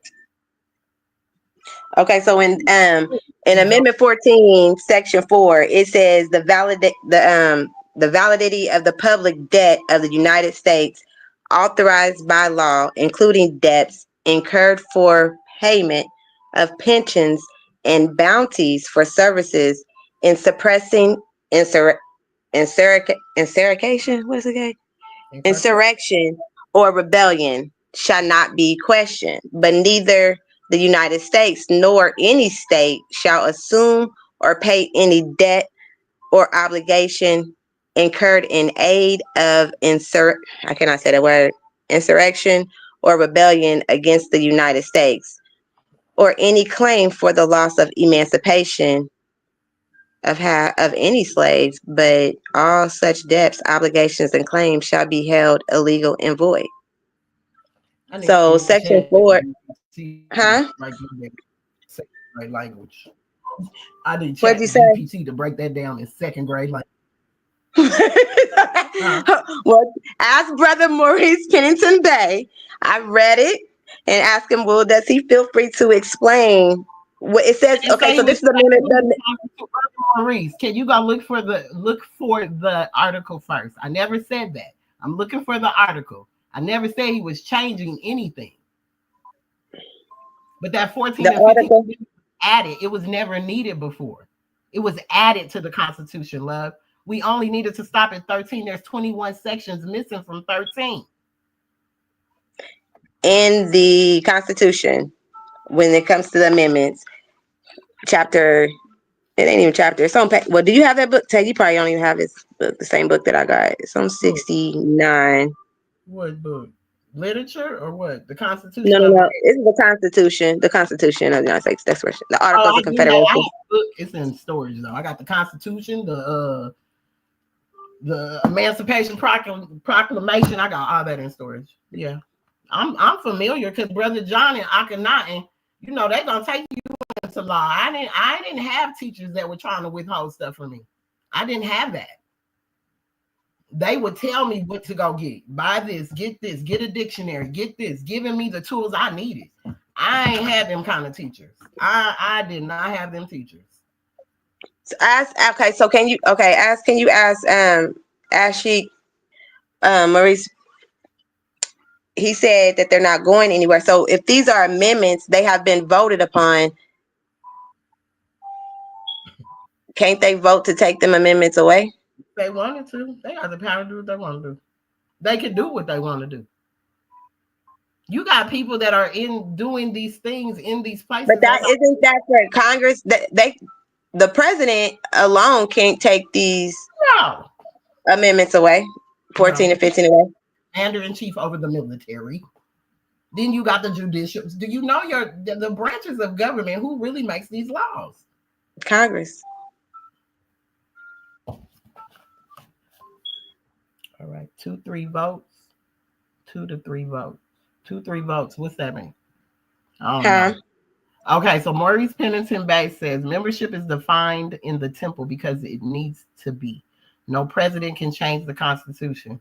The 14th and 15th Amendments aren't going anywhere. Okay. Well, as I said, when I read, they're not going to go anywhere. I mean. But okay. Only way the 14th and the 15th Amendment, that's there just to I feel like that would be the 14th and 15th Amendment is there in order for them to continue to practice with the systematic system of how they're trying to keep us into their, you know what I'm saying, within, you know, their law, like keep us dumbed down to where we don't know anything, because until everyone's going to ratify and proclaim who they are, they know majority is not going to do that. So why would they take the 14th and 15th Amendment away when it's actually beneficial to them? K. Morris Bay said 2/3 vote needed to change the amendment because it's not a permanent law. I didn't think that. I thought amendments could be changed. No, okay, so we all agree that we all agree that it's not permanent. But what I'm saying is, Brother Pennington Bay said the 14th and amendments aren't going anywhere. Oh, I think he's saying they're not going anywhere because no president can change the Constitution. which is correct. So I think he's just basically saying that because no president can change the Constitution. And what you were saying before is when you were saying when Trump is he's doing a discussion to where he's trying to get away with the 14th and the 14th, 15th Amendment. But he alone can't do it by himself. He has to have, the Congress has to agree upon that. Congress and House. Because like I asked you, who is really, when they go into the House, when they sit on the House Senate floor, what do they say to, who was the House Speaker? The chairman. Or the chairman. Who's the House Speaker?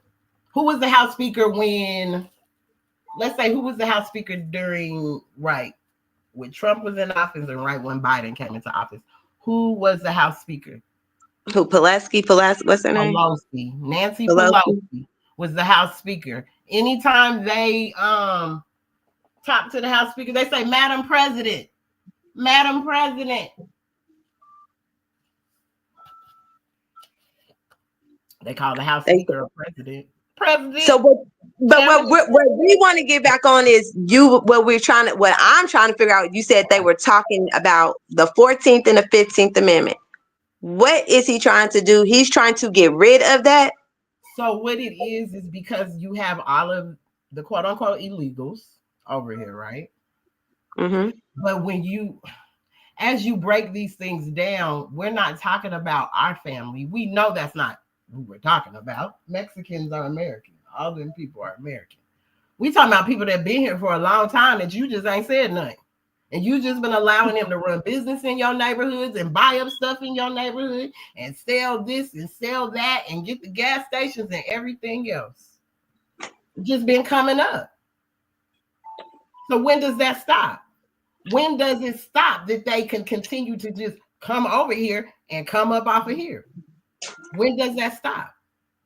Mass deportation is going to pop that off, regardless if you want to think about it or not. If that's what happens, it happens. Everybody got to return back home. The prophet even said that. So how are we going against what the prophet said?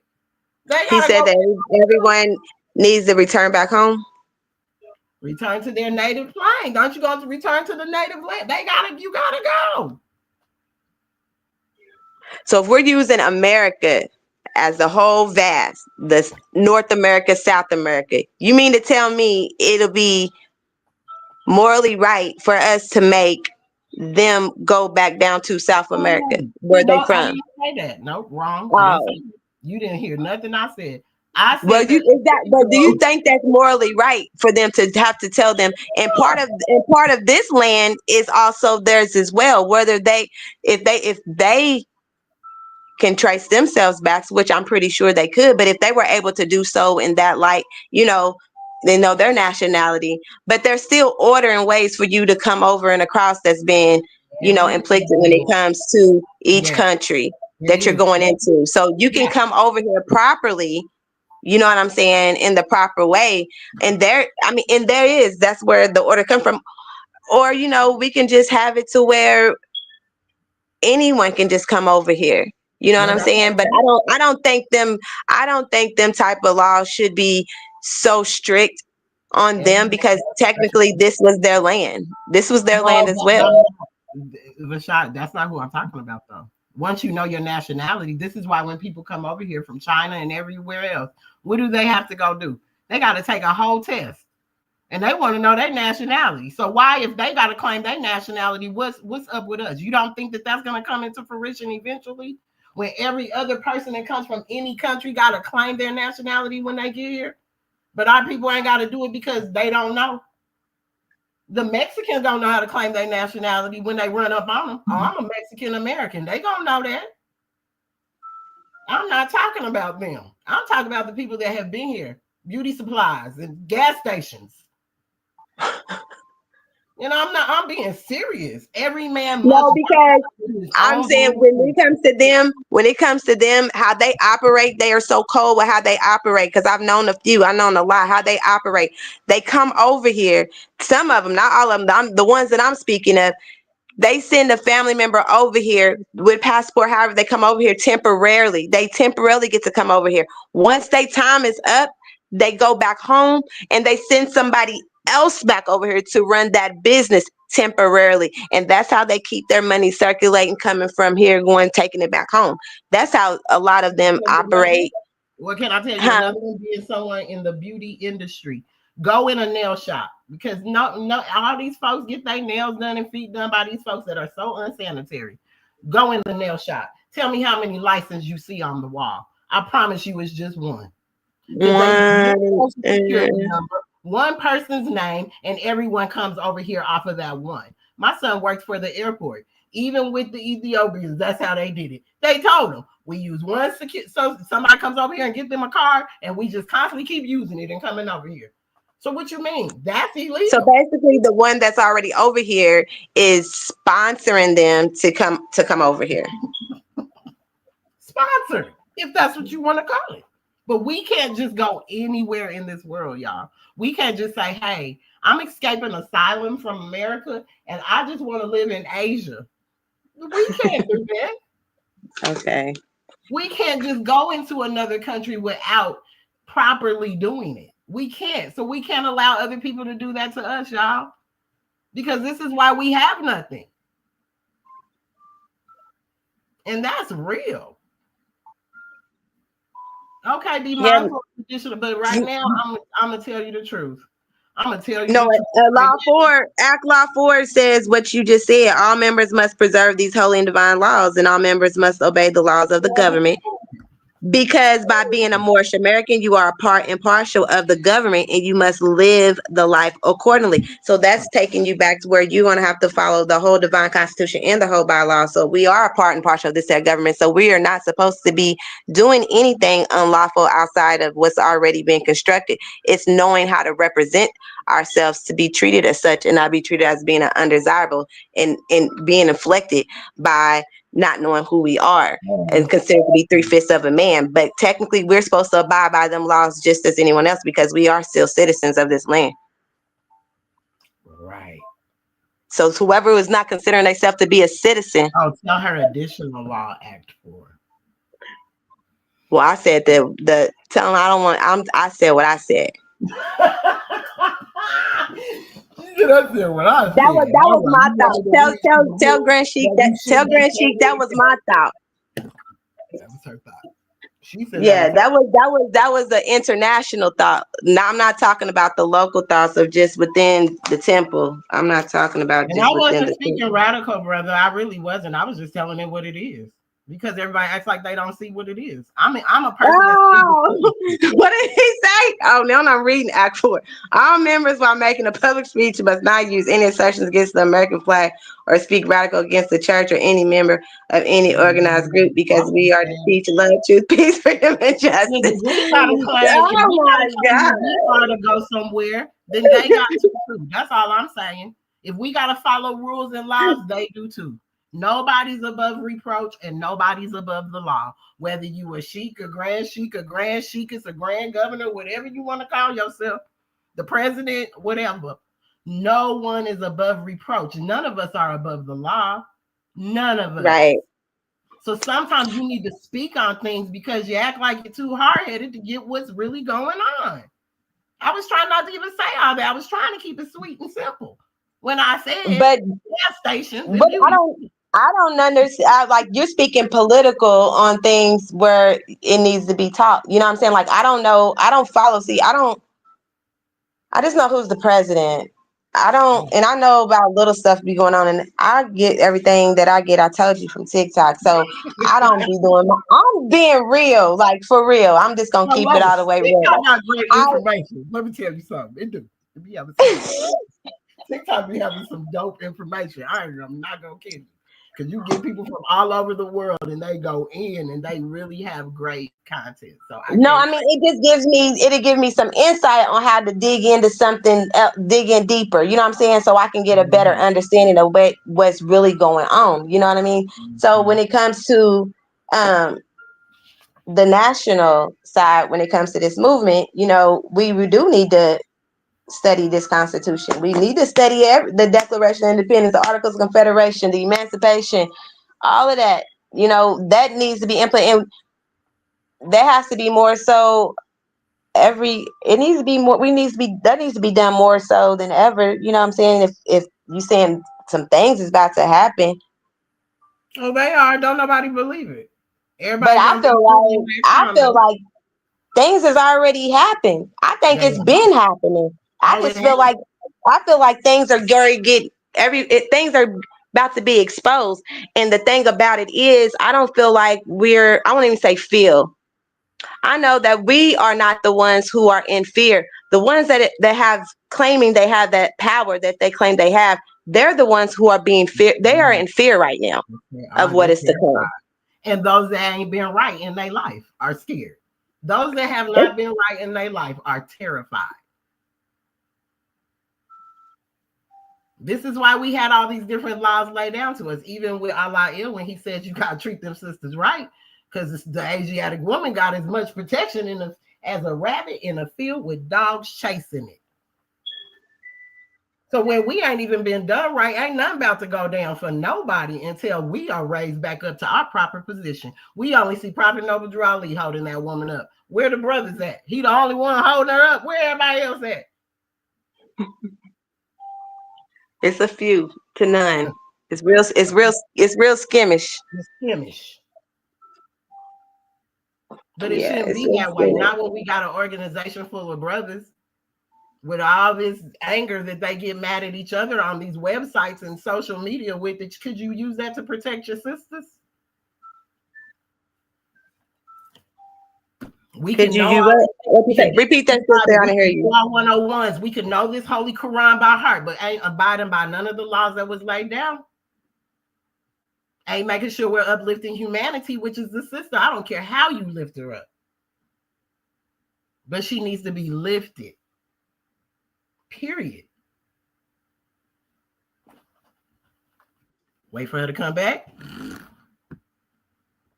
A sister's got to be lifted up. Period. Like the excuses. Pardon me.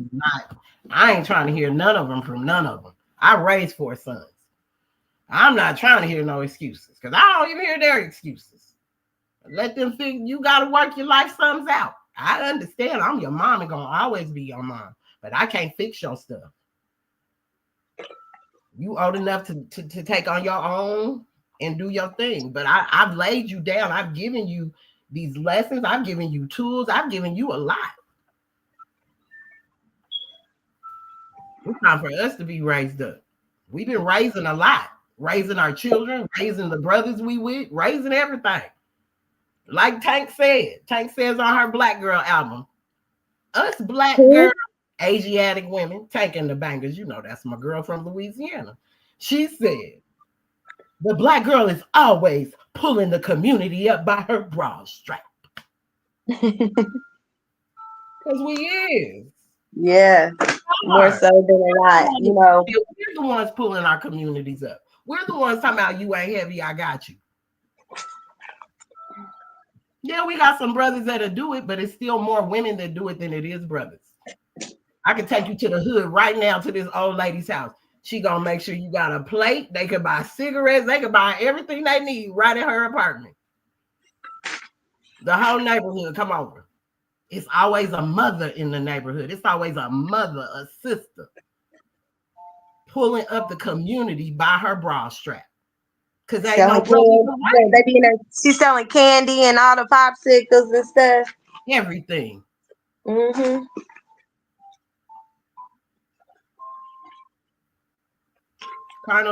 Carnal customs cannot alter the nature of truth, right?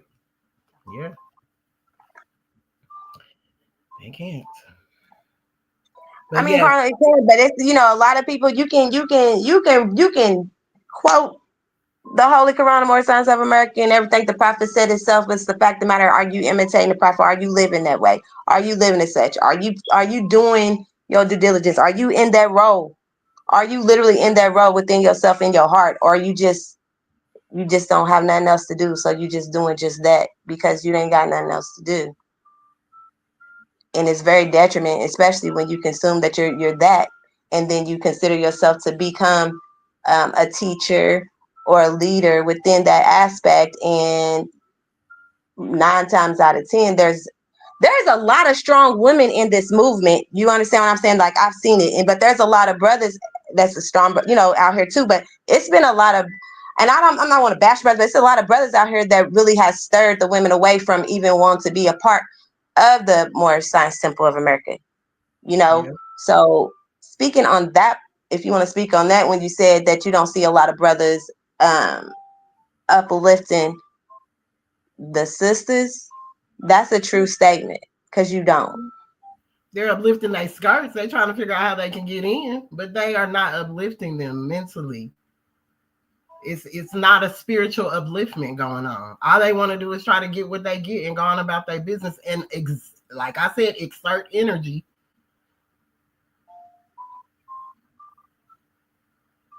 You said exert. What you say, sister? Exert? I'm looking at energy. Exert. Take the energy.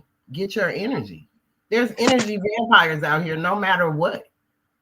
You come across them every day. Because they look like you, don't mean they you. Everybody that looks like us don't have no soul, y'all. They don't. Everybody is not walking around here with compassion. And no, I just read to you in 2 Timothy when it talked about, it was telling you about these folks, these lovers of themselves, these high-minded people, these people that just, oh yeah, you just invincible, untouchable. The people with money that don't nobody think they doing what they doing. Yeah, they doing it. And you about to see even more of the ones that you probably praise and love so much. You about to see them unfold into their true self too. As you said, Sister Vashira, everything's being exposed. The prophet took the covers off of it all. But you know what? Sometimes, sis, for real, like at one point, this is how I got to where I'm at right now when it comes to my train of thought. I wanted to, and I still am, I wanted to be just don't care, be that person who don't care, like just don't really care about anything. But a lot of these brothers need help more so than, our women do. You know what I'm saying? Like they really don't know how to love, like extremely. But I'm not in the road to be nobody's. I'm not trying to be nobody's mother, to no grown person or anything like that. So if you come across someone who understands the means of how to be compassionate and how to accept you for who you are and expressing the love for each other, you know what I'm saying? When y'all both have had a tangible pleasure, y'all suffering and y'all can take action to help each other, that's different. You know what I'm saying? Like accepting people for who they are. But sometimes when you've been through so much, and a lot of us as women has been through so much, and we have been suppressed down to where we don't know no other way either. You know what I'm saying? Like we're not trusting the men anymore sometimes. Like that's how we have been conditioned sometimes. You know what I'm saying? So you have to take a step back to find yourself again and to know who you are and find your true purpose in what you are to be to your partner in order for you to even continue to grow, to go any other way, a positive way with whoever you're choosing or what you're choosing to do. But once and a lot of women have been damaged, you know what I'm saying? And a lot of men have too, but more so is we have not been given a choice. We've been forced to become something that we didn't want to be. We've been forced to be the mother and the father. We've been forced to hold it down in every sector. Even when we do have a mate, it's still we holding his weight, dude. Unless and I give it to the women who can do that. Right, excuse me, sis, not to cut your wisdom. I give honor to the women who have that compassion and got that passion that can still continue to their heart can soften. You know what I'm saying? Not to become bitter. You understand what I'm saying? Like not becoming bitter and being able to love. But I'm telling you, it's going to be certain. That's what I'm saying. When you stay in your lessons and you understand who yourself is, your instabilities, you're going to understand your triggers more. So you're going to be more very vocal, very blunt. And I'm speaking maybe on myself. I'm going to be very blunt. I may be more vocal in certain things and know what I really want. And it's like it could be one red flag of anything that I see. And it could be even in a workplace. Like I'm so serious. anything I see that I don't like, I don't want to deal with it no more. I don't want to go to work no more. I don't want to work there no more. You know what I'm saying? I'm gonna go work here now. Like that's just you get fed up. Like Yeah. a lot of women is fed up. We've And had a lot of all truth and reality, all we want to do, you know what I'm saying? We want to be loved and we want to show love back in return as well. We want that. I don't know not one woman who don't want to be with the other partner and have somebody to love and to go home with and be with and to be their best friend. And you know what I'm saying? I don't want to be around women all the time. And I hope a true man don't want to be around men all the time. Right, exactly. You Right. know what I'm saying? Like I need that yin yang. I need that good and the bad. I need all that. I need the diversity of having my unity with my partner. So it's like when you're trying to be that person and love that person, you want that love in return, you have to be that too. But in our reality, sometimes everybody's just not ready at that moment. So therefore, you just gotta be by yourself. You gotta just take your time and just be by yourself. Because if not, you're gonna inflict everything on them, and they're gonna think that you're being not that person. Like you're gonna consider to be a bad person, you know, because you're being selfish. But it's okay to be selfish whenever you're healing. You know what I'm saying? But someone says I love you, Sister Rashira Bird Bay. I'll tell him I love him more. Love you more, Islam. Love you more. So what do you feel is, because I was gonna say this. I know you watch TikTok. This was the cutest video. Well, you ain't gotta keep saying TikTok. Well, I love TikTok. TikTok my stuff. I'm over here on TikTok now. But there was a video. It was the most adorable video. And so the women, they were all coming in the room, and the lady go, "Hey, honey, I can't pay rent this month." He bust out laughing. He said, Girl, when did you pay rent? So each one, when they were saying it, the husband was like, "What?" They were confused. Pay rent. I was like, "Ooh, look at these men. It is some stand-up guys out there." Girl, what? Don't be talking to me. You ain't never even paid a bill. One said, "You don't even pay bills." Yes, I seen that. I was like, man, weight off your back, like literally, like, "Ooh, I could be what?" That gives you, that allows you to fall into your feminine.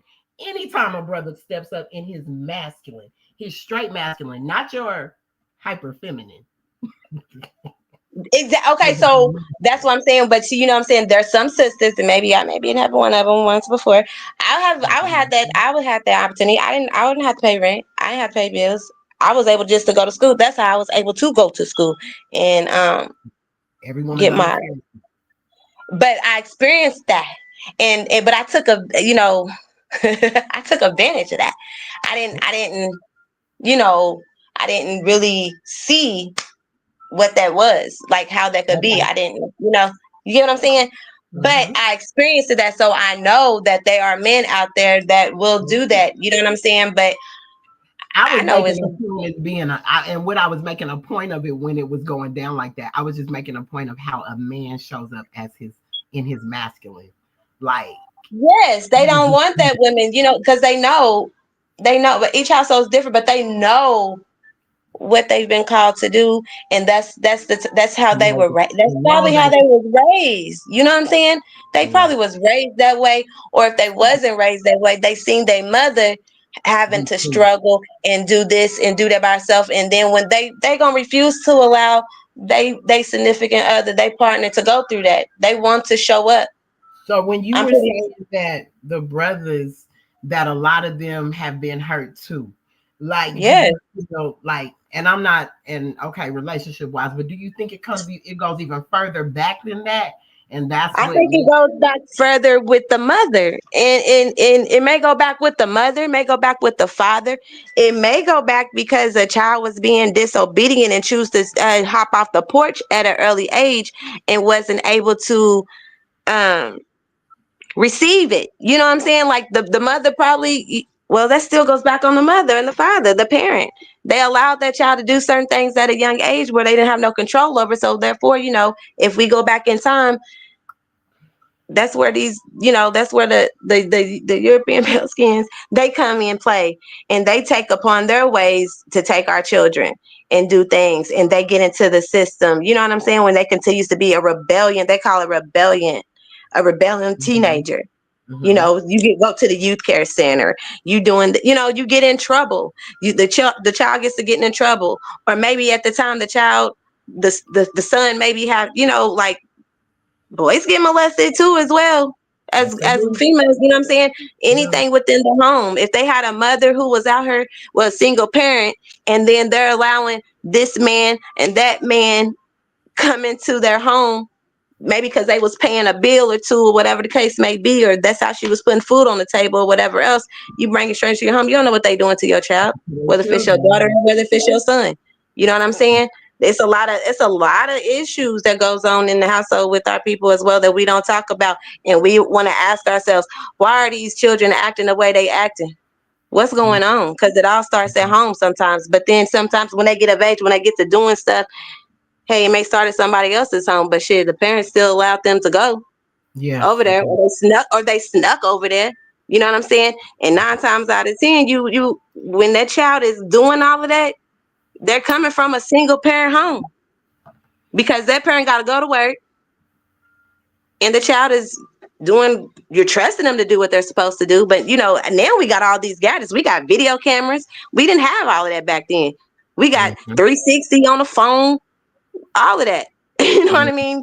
Back then we just had sitting on the porch, and you just waiting when they pull up. As soon as they pull up, you great. Whoop. You know what I'm saying? Like, or I'm calling around people to see where they are. We don't know. We didn't have all of that. So even with, I would say this, even when you say they're coming from a single parent home, not all of them, especially not today. In these times, these children out here doing these acts that they're doing are coming from 2-parent home. Family got bread. They live in the suburbs.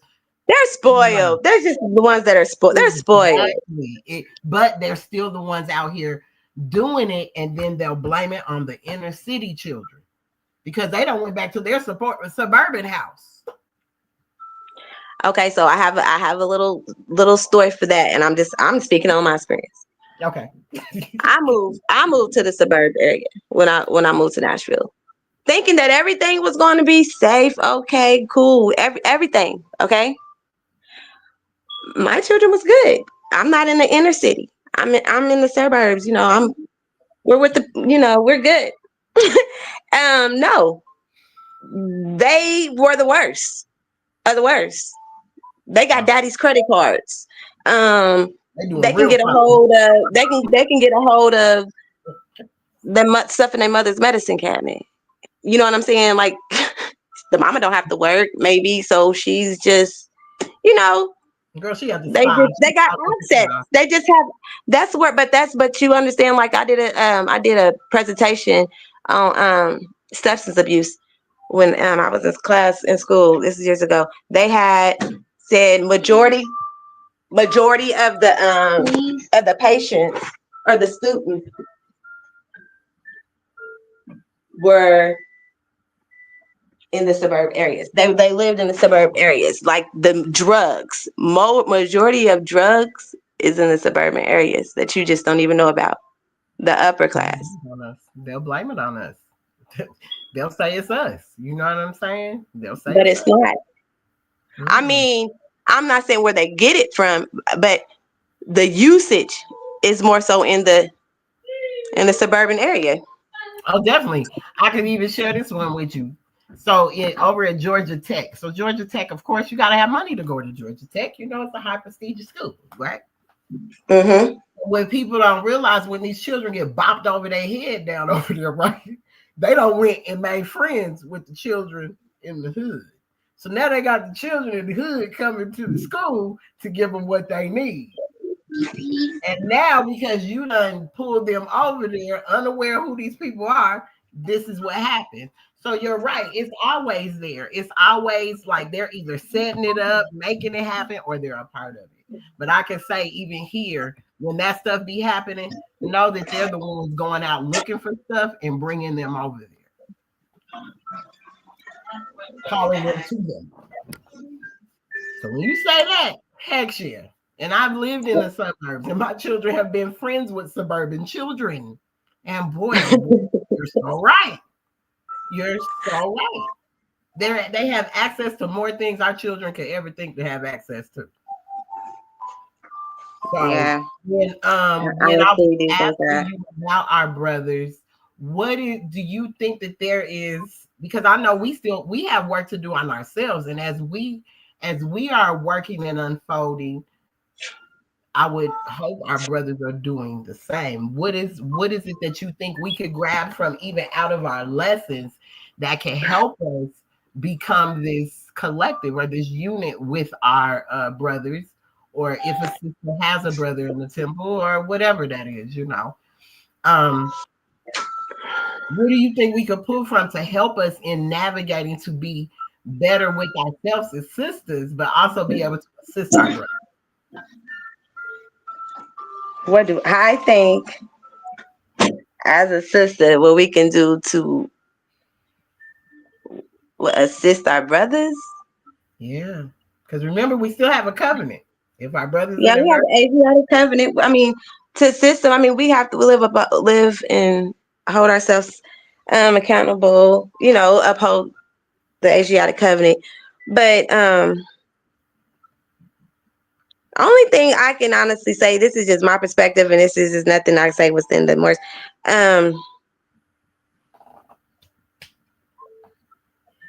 We just, I don't know, we gotta, I mean, we love your brothers first and foremost. We're gonna love your brothers, hold them accountable more, stop sweeping things underneath the rug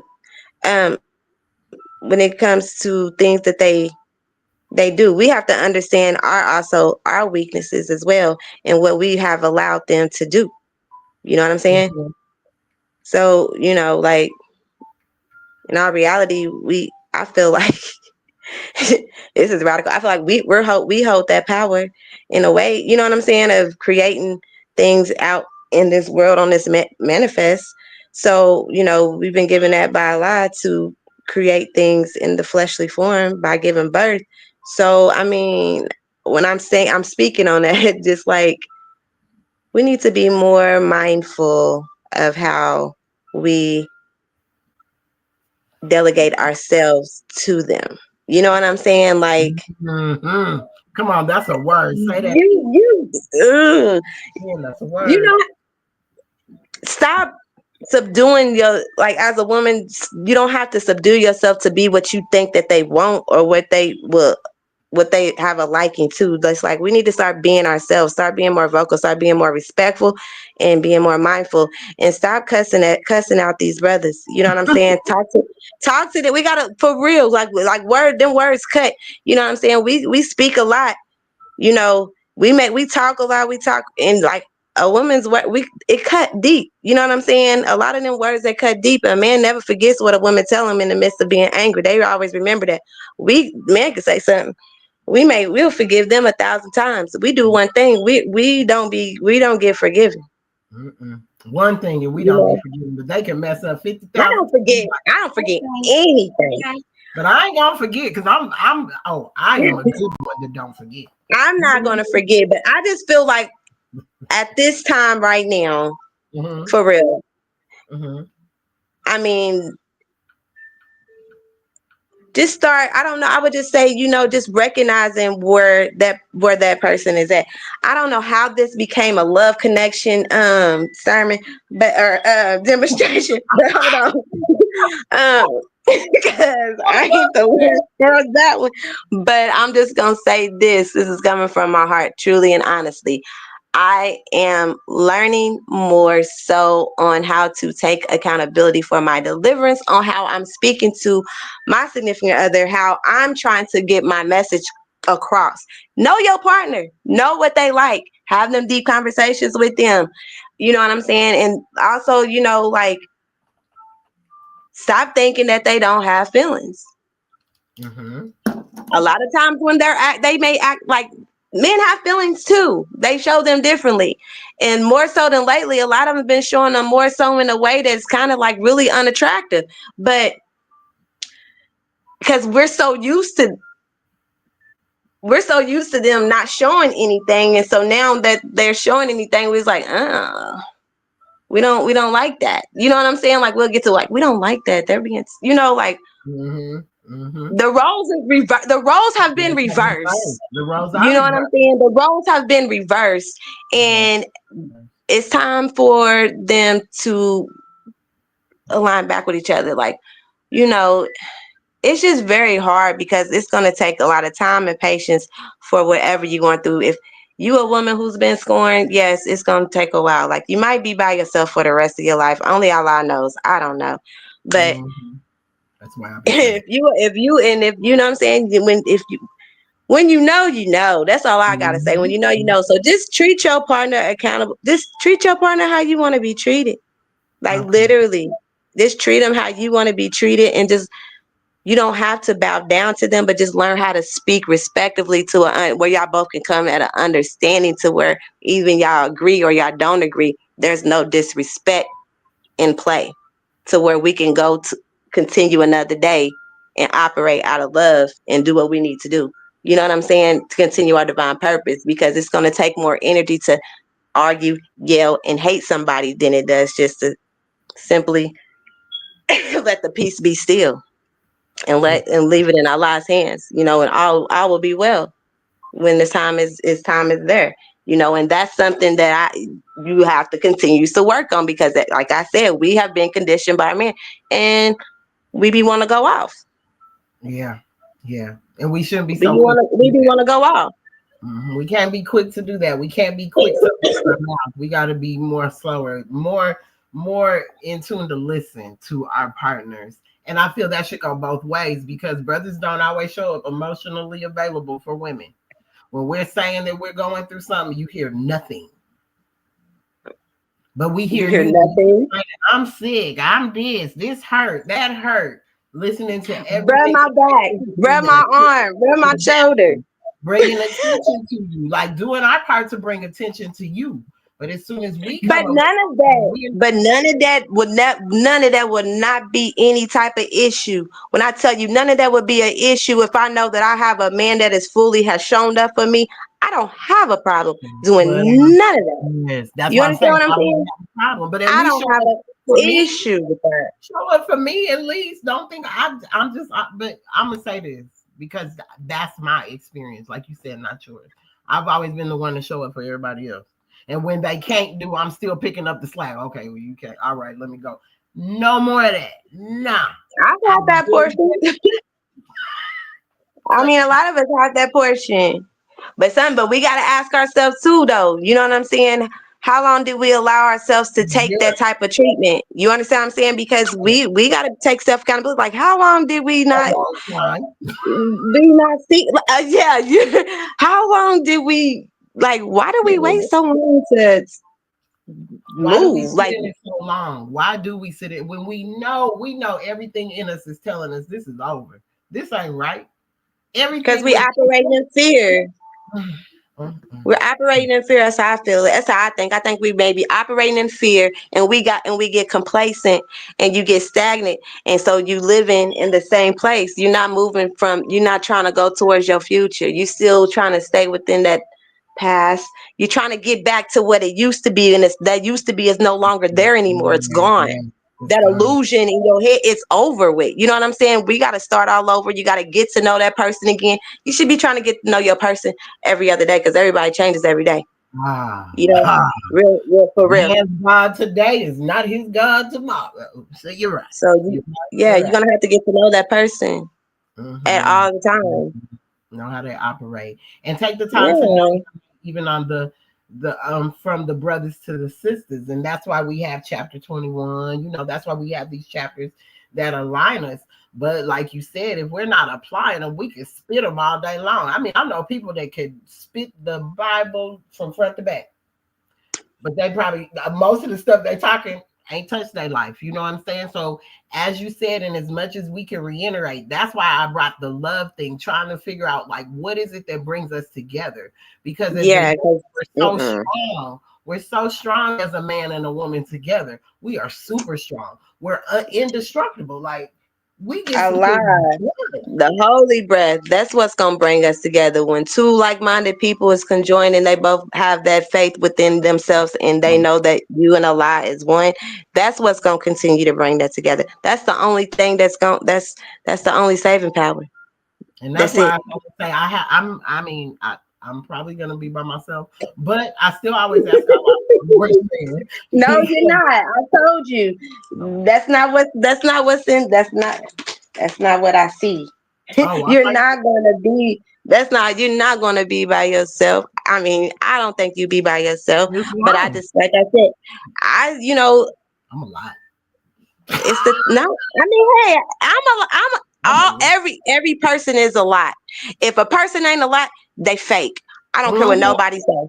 They being fake. Mhm. They are not being their real true self. If you just so easy peasy, everything's so cool and smooth with you, I don't want it. Like, what's wrong with you? I don't trust you. Something ain't right. I don't want Something none ain't of that. something ain't right. You right about that. Something ain't right. Yeah, that's what I No. just I would love it, but I need to see some flaws or something. Something. I need flaws. I need something, some Yes, imperfectionist. I I need do. to I know that don't you want are real. Please don't do that. I don't need none of that. I don't need no holier than thou man. I don't. I want you No, to have I these wouldn't. imperfections because I still got some. So I'm working on some. So I don't need you to be over here in your perfect self trying I'm gonna run away. trying to come tell me about my imperfections. I will run away on some real, like for real. I just want everyone to be mindful. Like I will run away, like because I'm nowhere. I'm not perfect, so it's like I'm gonna feel inferior. Either I'm gonna feel like I can learn from you, or I'm going to be intimidated because your conversations will be going over my head, and then when that comes, I'm going to get in my I have an ego. I'll get in my ego and I'll be feeling like, oh, so you think you're better than me? You know what I'm saying? Like that's me. I know how I. Oh, you think you better than me? So you trying to control me, or I'm just gonna. That's the thought that I would be thinking. Like I don't like to be. So I just have to. We have. I want someone that I can learn from though. But I Yeah. mean, I don't want no one to continue to speak. Don't speak to me word from word and quote. I want to know your words, your Yeah, understanding, that part. You what don't. you got. I don't Mhm. want to do that. I did that before, so that was like, I'm not dealing with that. I feel like that's the abuse with the lessons. Remember, I was talking about this some cycles ago, and I was like, boy, they'll abuse us with these lessons. They will use these lessons like a domestic violence tool on us.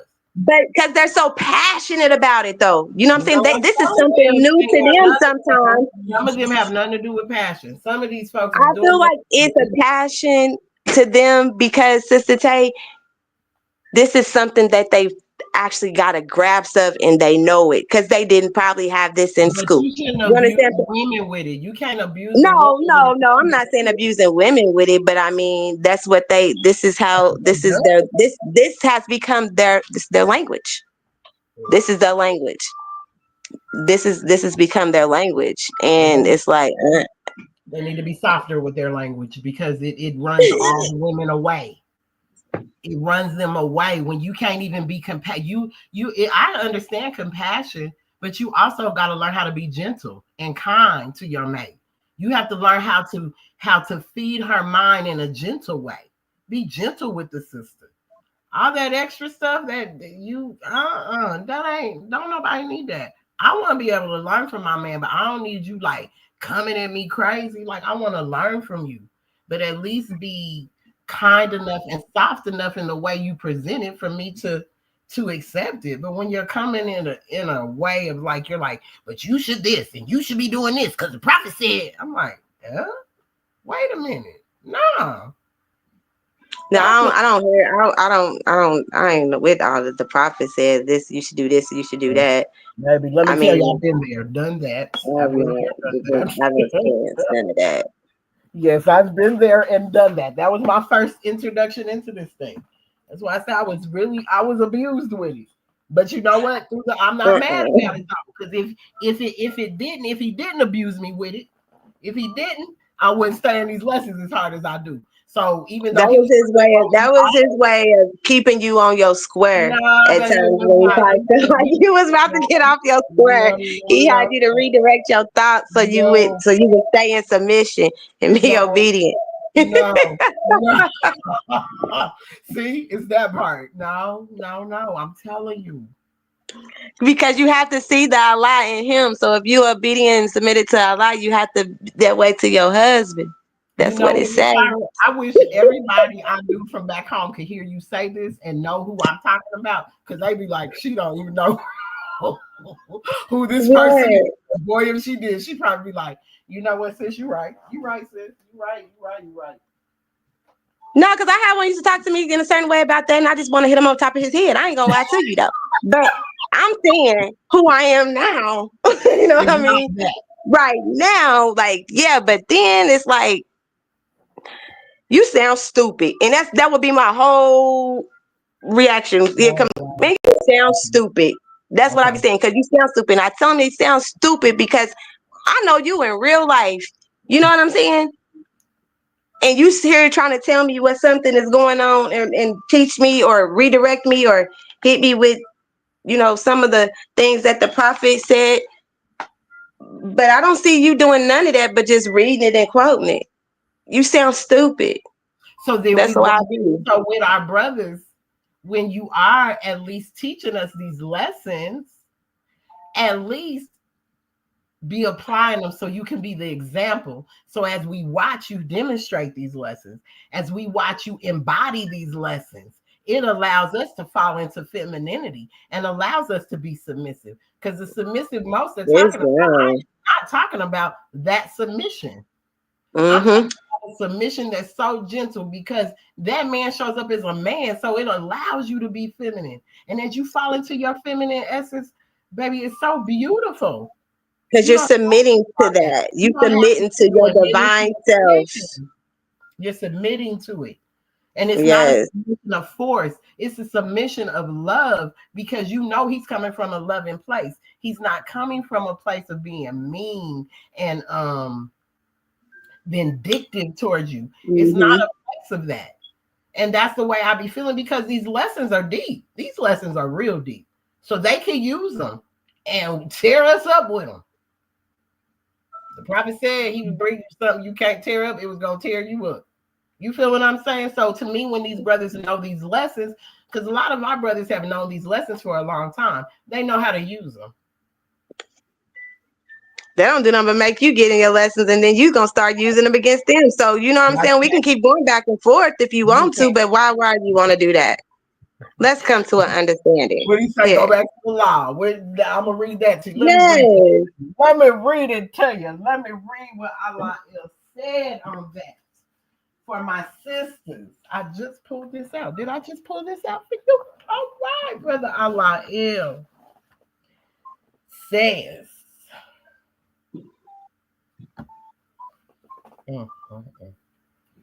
Where'd you find that, sister?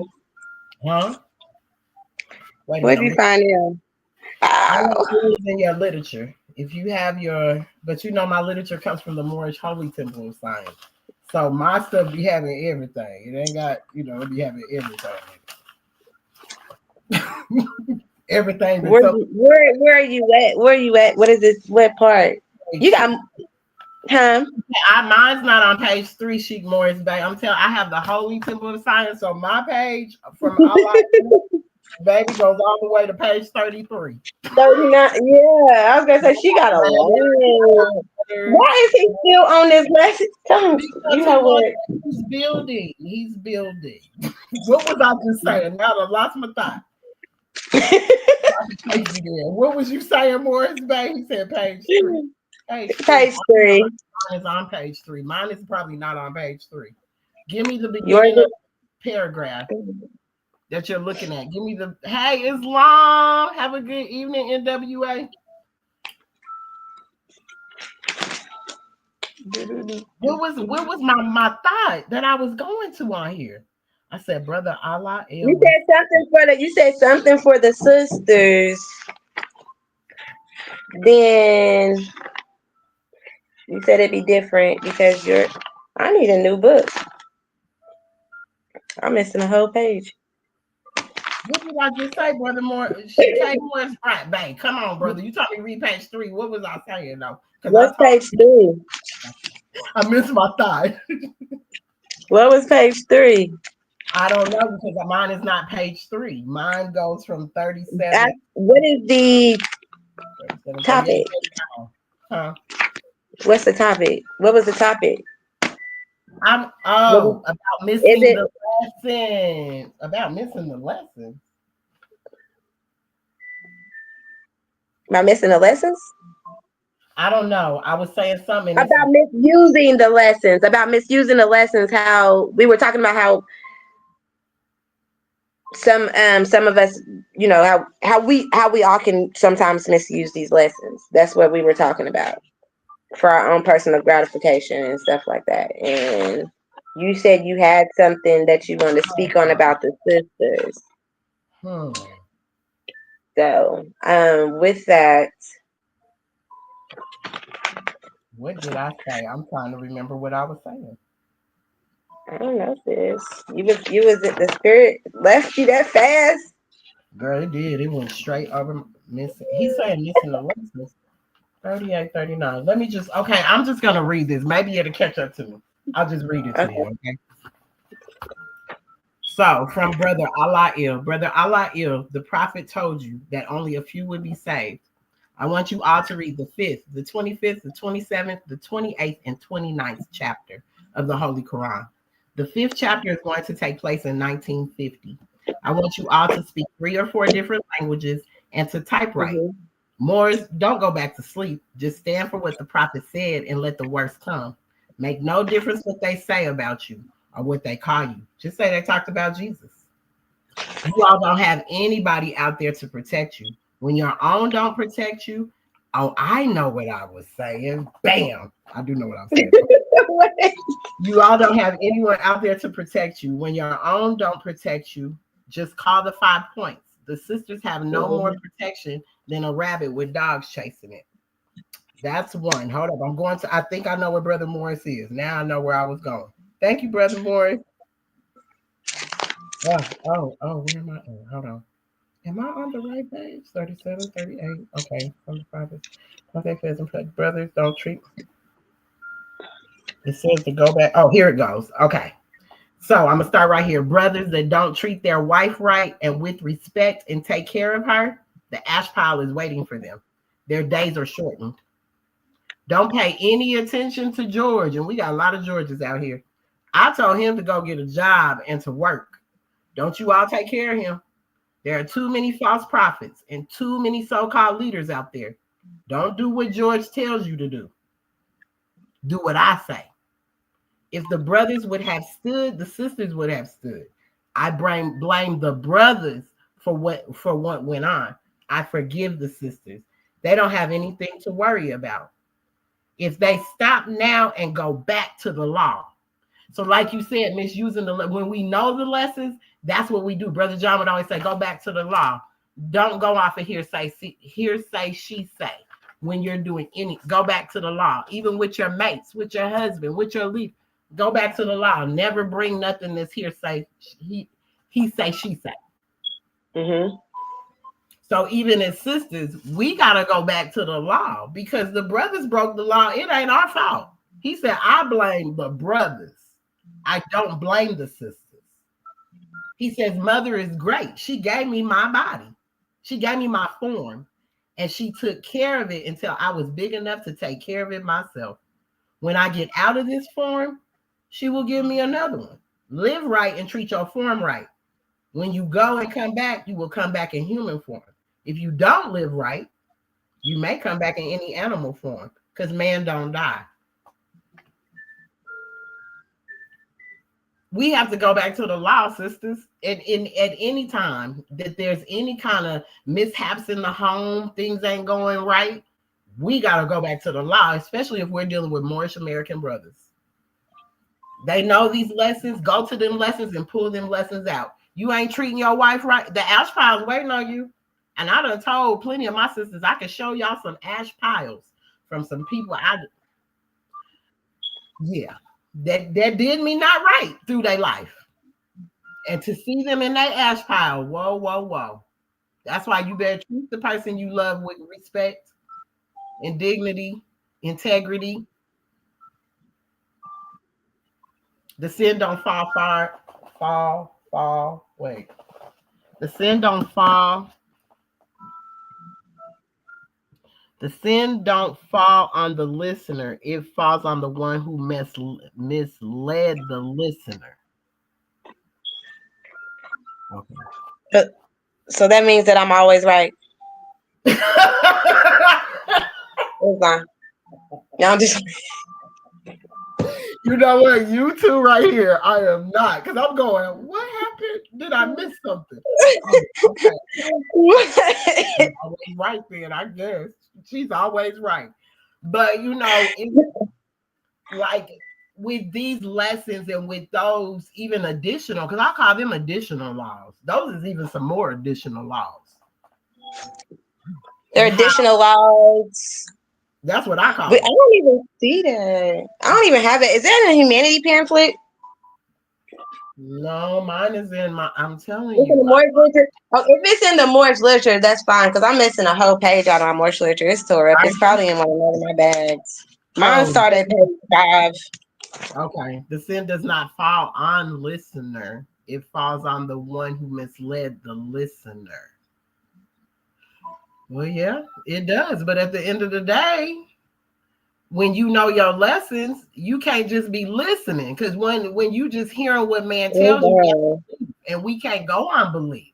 So that's wrong right there. Belief is what perhaps you think is the truth. You don't know it. Somebody might have told you that. So if you're being misled by someone, why aren't you going back to fact check what they're telling you? Because you can't mislead a listener if the listener goes back to verify your words. That's what I was saying earlier. I used to be that go church. I just want to hear what he said. I ain't went to I'm just a hallelujah, praise him. Time to go home, time to eat. You know what I'm saying? No. Yep. I needed to listen and I needed to go back and verify what he was saying. I didn't learn how to study. I didn't learn how to research. So I came in the more holy temple of science. I did not know how to do none of that because when I was going to church, that's all I was doing was just going and hoping that God was going to bless me. It was going to fall out the sky in my lap because I'm paying my tithes, even when I ain't got it. You know, I'm doing all of these things, thinking, oh, I'm looking at that like, was I trying to buy my way in heaven? I started looking at these things differently since I came into this information. So I'm telling you, I used to be the one just sit up there and just want to hear what you got to say. And I'm getting moved off of your words. Now, as a listener, you can't mislead this listener because I'm about to go check what you said. So I don't think that's an excuse again. That's another excuse that we don't need. We got to fall in line, y'all. The prophet got rid of all excuses. So that one's an excuse too. She came more as a babe. That's an excuse. So yeah, go back to the law. But that's it. But that's still understanding it. You know what I'm saying? Like the wise woman understands that the lesson does teach primarily domain in their home. You understand what I'm saying? So when you organize in your home and your family, like these messages are mandated primarily to start at your home.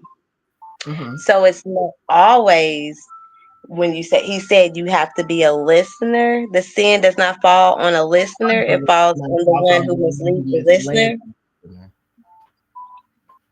So that could be, it speaks on that in Islam. In all Islam.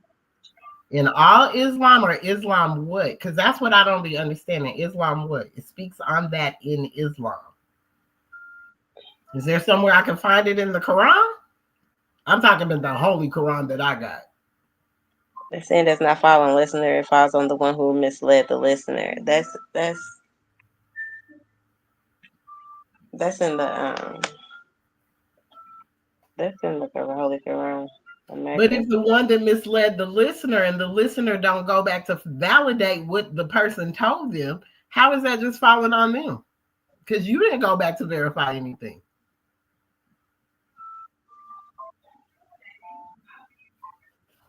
What kind did all men teach ourselves teach the gospel? What did he say? It speaks on that in Islam. Mm-hmm. Did it answer your question? No, because I'm still trying to understand what does he mean by that when he says it speaks on that in Islam. Is there in the Holy Quran? Like, where is it? And it says in Islam. In Islam, what? What if man cannot read? Oh, what if man cannot read? So how you know they speak? I'm confused. Now he's confusing me, sis. He's Hold on. confused. Hey, the sin does not fall on listener. It falls on the one who misled the listener. I understand that part. He said, It speaks on that. It's like, what if a man cannot read? So who are you listening to? Ask yeah. yourself. So the thing is, who are you listening to? Are you listening? He's asking Huh? what if the man. He's asking if the man cannot read. Well, you might need to go get some pictures or go to the library or something. That's not even an excuse nowadays. Hold up, not an excuse. But, When you Google or Chat GPT anything, I mean, if you can't read, basically you're gonna listen to the spirit of Allah that's gonna give you these measures. Some people, like if he's saying he's talking about Prophet Muhammad, Allah came to him and gave him everything. He wasn't able to read or write. I don't think he could write. Someone wrote it for him. Well, there were plenty that's happened to. You got to think of Edgar Casey. I can go back to Brother H, which was Brother John's teacher that was taught by the prophet, the founder, and the reincarnated prophet. But Brother H, his wife would always read him the lessons. Edgar Casey, his wife, when he would go into trance, that's who was doing all the notes for him. A lot of people didn't, but it depends on who you have with you. You said it depends on what? Who you have with you, who's looking out for you. Your partner, I mean, if they ain't helping you, you don't know how to read. I had a boyfriend that didn't know how to read. I had to fill out his job applications, help him pass the test. It depends on what your assistance is going to be to that person. But I'm not, man, I'm not just, even if I don't know how to read, I'm going to at least go, and I know this thing can speak to me now. You have the definition how to pronounce a word and press the speaker button, and it's going to tell you. Allah. So that's not even an excuse. I get it, sayings of the Prophet Muhammad, but what are we talking about now? We ain't talking about Prophet Muhammad because we ain't in Prophet Muhammad's days. We talking about 2024. That the sin can't fall on the person that misled the listener because the listener got too many devices and things that they could use nowadays to not to happen. It's not that easy to be misled anymore. I guess the spirit will not be forgiven. That's different. I don't know. Ask him to elaborate. What is he saying? Yeah, can you elaborate? Because that's what I'd rather you do, elaborate. Because I don't have a Quran in front of me. I don't have one. I have the Holy Quran of the Moorish Holy Temple of Science and the Bible. That's what I got. I'm ready to get on him. He's teaching right now with it's like you see what I say he's trying to get us to think again. He's teaching. No, right now, no. I want you to. This is good. Come up on this screen. I don't know what none of this you typing is not helping me. Just let him. You're not familiar with the You're not familiar with the Muhammad teachings, the Muhammadan teachings. Not at all. I'm not. Yeah. But I mean, it's still it's the same. It's the same. It's just it's got different. It's just different hadiths and stuff. Huh? No. Ideology? Oh, okay. No. Okay. Nope. Pretty much the same. Because I mean, as I've dug into a lot of different doctrines, they're the same. I mean, I'm in Ayurvedic school. It's a lot of spirituality in that thing. All I see is Prophet Noble Drew Ali all through that thing. I'll be like, what? Ayurvedic. And what book is this? In Ayurvedic, because I'm in Ayurvedic school. You know, they're just the way they break down the things that they say. It just be so beautiful. It's like, ooh, Prophet. All right. I see where this was coming. And even as I studied the tree of life and the, the different entities, Kalima and all of those, and love those people.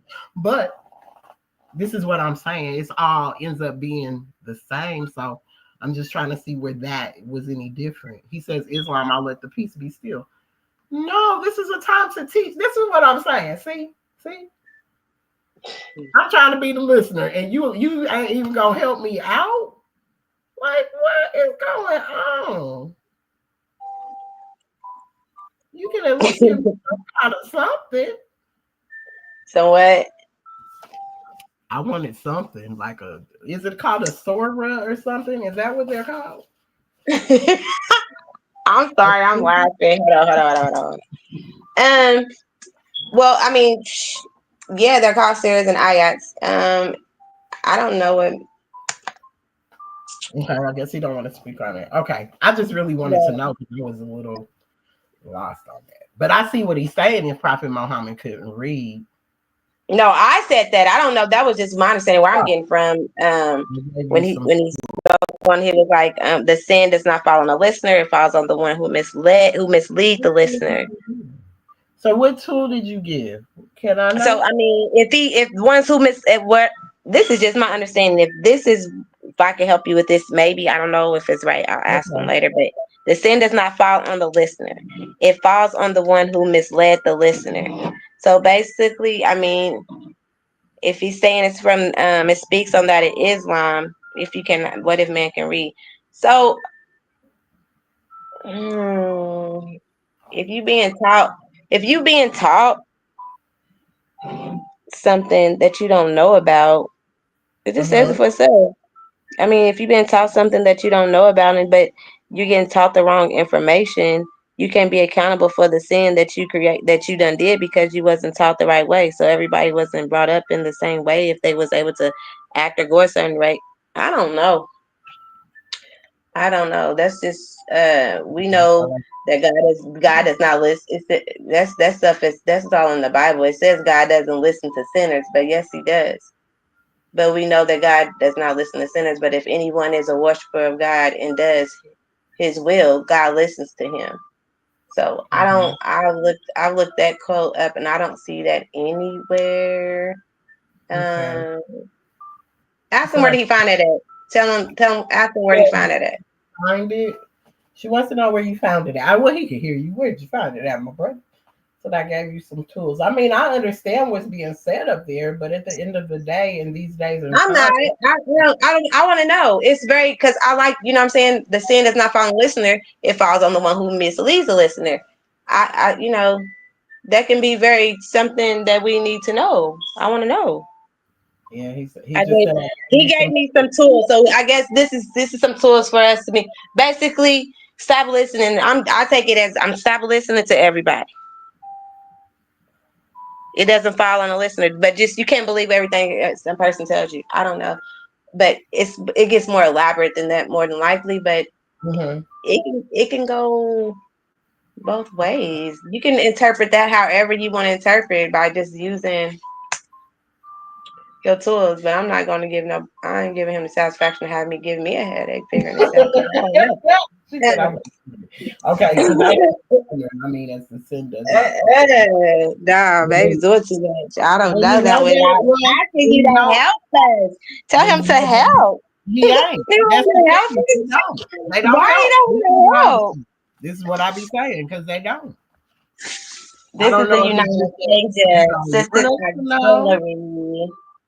And we are here to learn as well as to give insights on what we know and to build off of each one who comes to join. So this is just a peaceful dialogue that we are enjoying on this evening before we start our creation tomorrow. Yeah. And this course, it's a tool. That's a tool that we're using. Okay. It's our tool. So this is something I guess we'll have to come back on and figure that one out because it's pretty. The sin does not. If you reading it literally, if the sin does not fall on the listener, it falls on the one who misleads the listener. So it can go that way. I mean, it's self-explanatory. So if you're Well, he speaking said to you're not. someone, He says you're not in adversity. You hit it right on the head.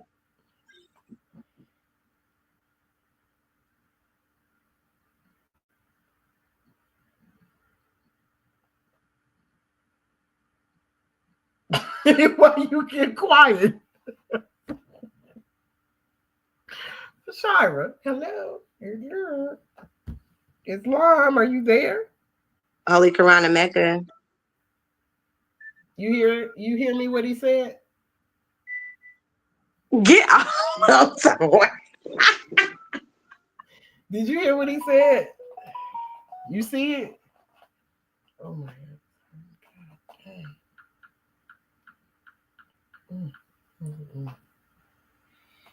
Huh?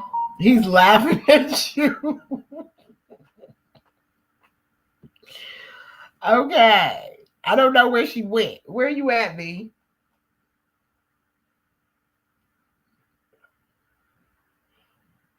Oh, wait a minute. Oh, what did he say? I shared what? What?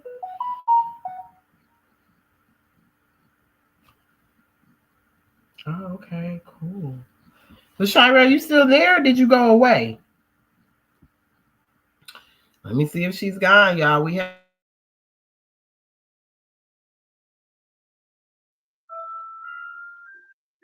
Where'd you go, ma'am? I'm on her again. Girl, you out here twice, but I got you. I can.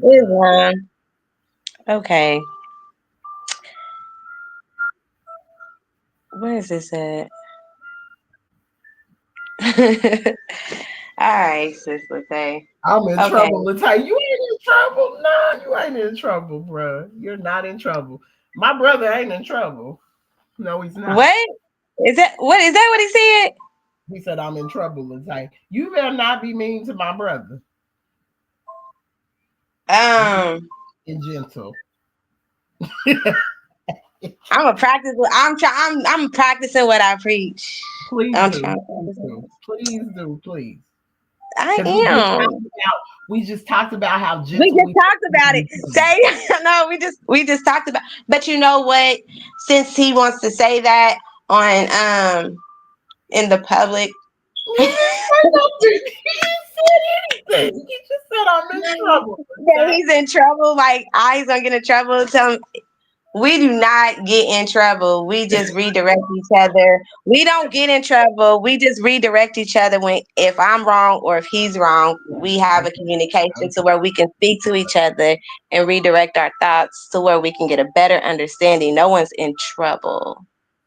See, I love this because this is how you should be able to communicate with one another as start laughing. What? LOL. Y'all, I gotta get on Facebook. I can't see nothing. Look, I feel like we're doing a couples. Yeah, that's why I said this like an hour ago. I said I didn't know we were having a love session. I'm thinking we're talking about the past few, but I mean it all. That's the first principle. So we're gonna always have love within everything we do. So we want to talk about it. We're gonna talk about it. If this is well, I'll let us be within the spirit, and we can talk about. I have no issue talking about it. I love it. Because we need it. We need the love. So, however, if that has to start with you two and two more and whatever, we need to see the example of what that looks like, and we need to hear what that sounds like. So we're learning. No misleading, because you said the listener. You know what I'm saying? I'm listening, and I love examples so that you know. If my lava styles want to ponder me, then don't watch us, watch Jesus. No, I'm just playing. Huh? I said, don't watch us, watch Jesus, because we're learning. So you know that's what I'm saying, and I'm paying attention and watching because I know for me, I'm gonna say this: when I become a wife again, I want to be able to show up differently. I really do. I want to be able to show up in a different way. Right. I want to have learned a lot, and I want to see things from a more healthy perspective. So You don't want to take in anything that has been detriment in your past relationships into the next one. You want to have already learned from them. You know what I'm saying? I just don't want to do that. Just, bring in that type of energy. because we have to learn how to communicate with one another, and if we can't even communicate with our mates or our opposites, there's no way that we're really able to communicate with one another. You got to start with being gentle with yourself, though. If you're not gentle with yourself, how you going to be gentle with anyone else? So sometimes when people say that I'm harsh or I come across like in a rough way, maybe I had to look. I'm like that with myself. I'm hard on myself. You know what I'm saying? I'm really hard on myself. Like, sometimes. So I'm like, man, and that's just how. So I'm just trying to. They be like, Shira, my children tell me, Mom, be kind to yourself, be gentle, because I be hard on myself for certain things that I done or I allowed happen, and I get frustrated, thinking that I'm supposed to be at a certain place in my life because of my age and stuff, and I'm not. You know what I mean? So I'm kind of hard on myself, and I take that out and I project it on others sometimes, and I'm hard on them. Okay. And it's all coming from a place of love, though. Definitely. Always. It's always a place of love. But I'm learning, because I know my mouth has been very sharp, and like you said, my words can cut and all of that. And I've had to teach myself to be more gentle, more soft. But now, I'm gonna give you a piece of my mind. I'm not letting people misuse me anymore.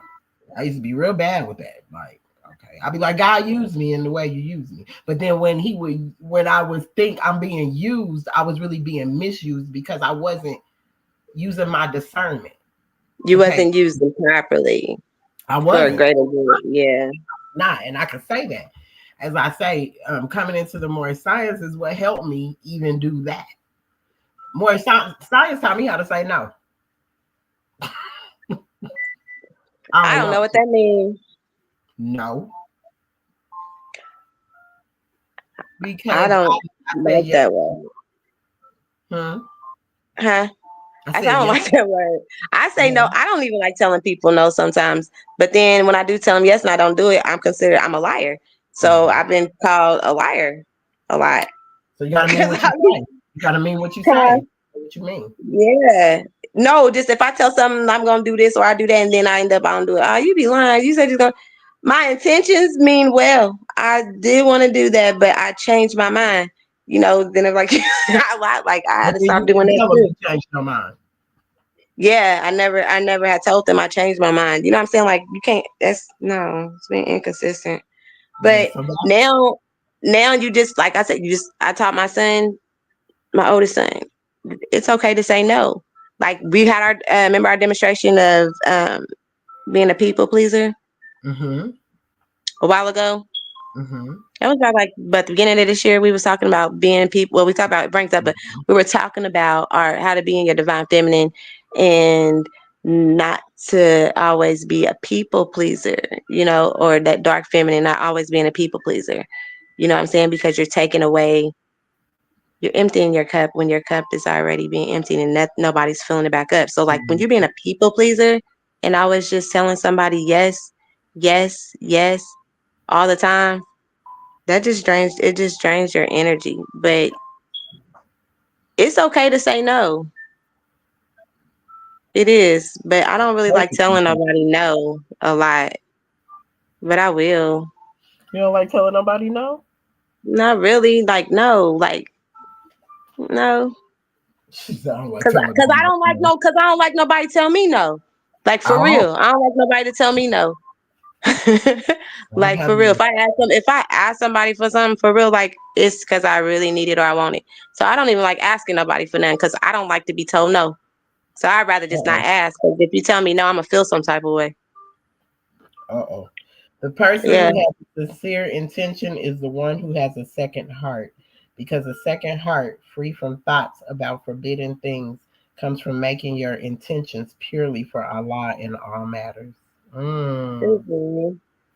Islam. See, look at that. Thank you. See, I be needing these words of intent. Huh? I said I be needing these words of intent. Sincere intentions. Yes, Islam.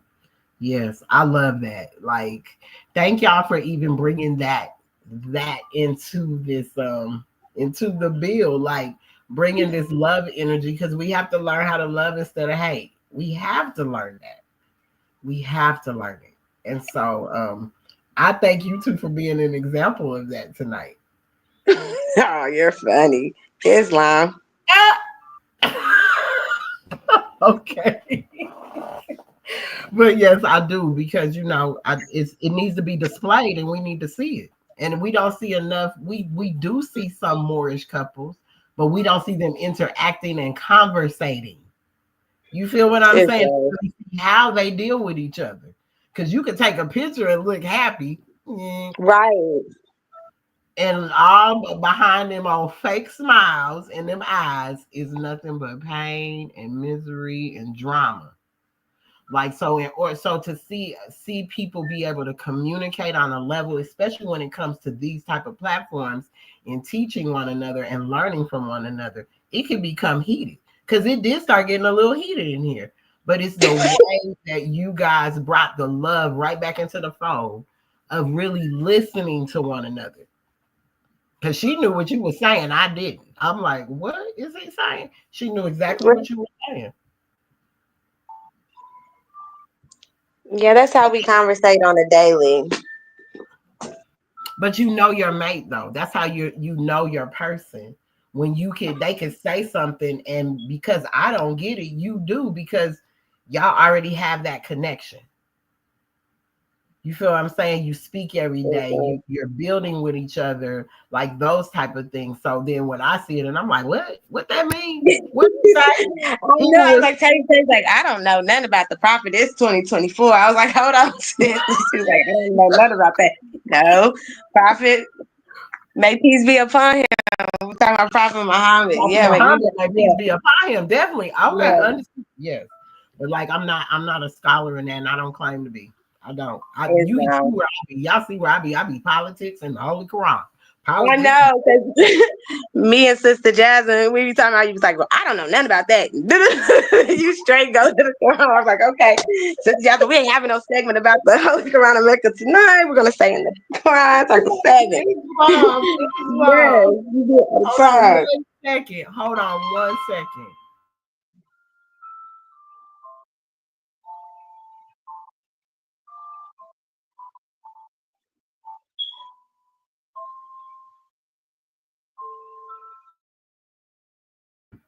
All right, Sister V, I got a call that just came in from a sister. She might need our assistance, so I just need to get on the phone with her. Okay, and I'm gonna call you in a second. Oh, she ain't even there. She done came off. Where's she at? Oh shit. Ooh, excuse me, I did not take that. Oh no. See, this is why it's too late for me to be on here. My fault. No disrespect. She in the chat, Sister Vashira. I gotta call this sister's calling. I'm gonna have to call you because she may need us. All right. Oh, Islam. Islam. I love you. Peace and love. Allah loves everybody. Peace and love.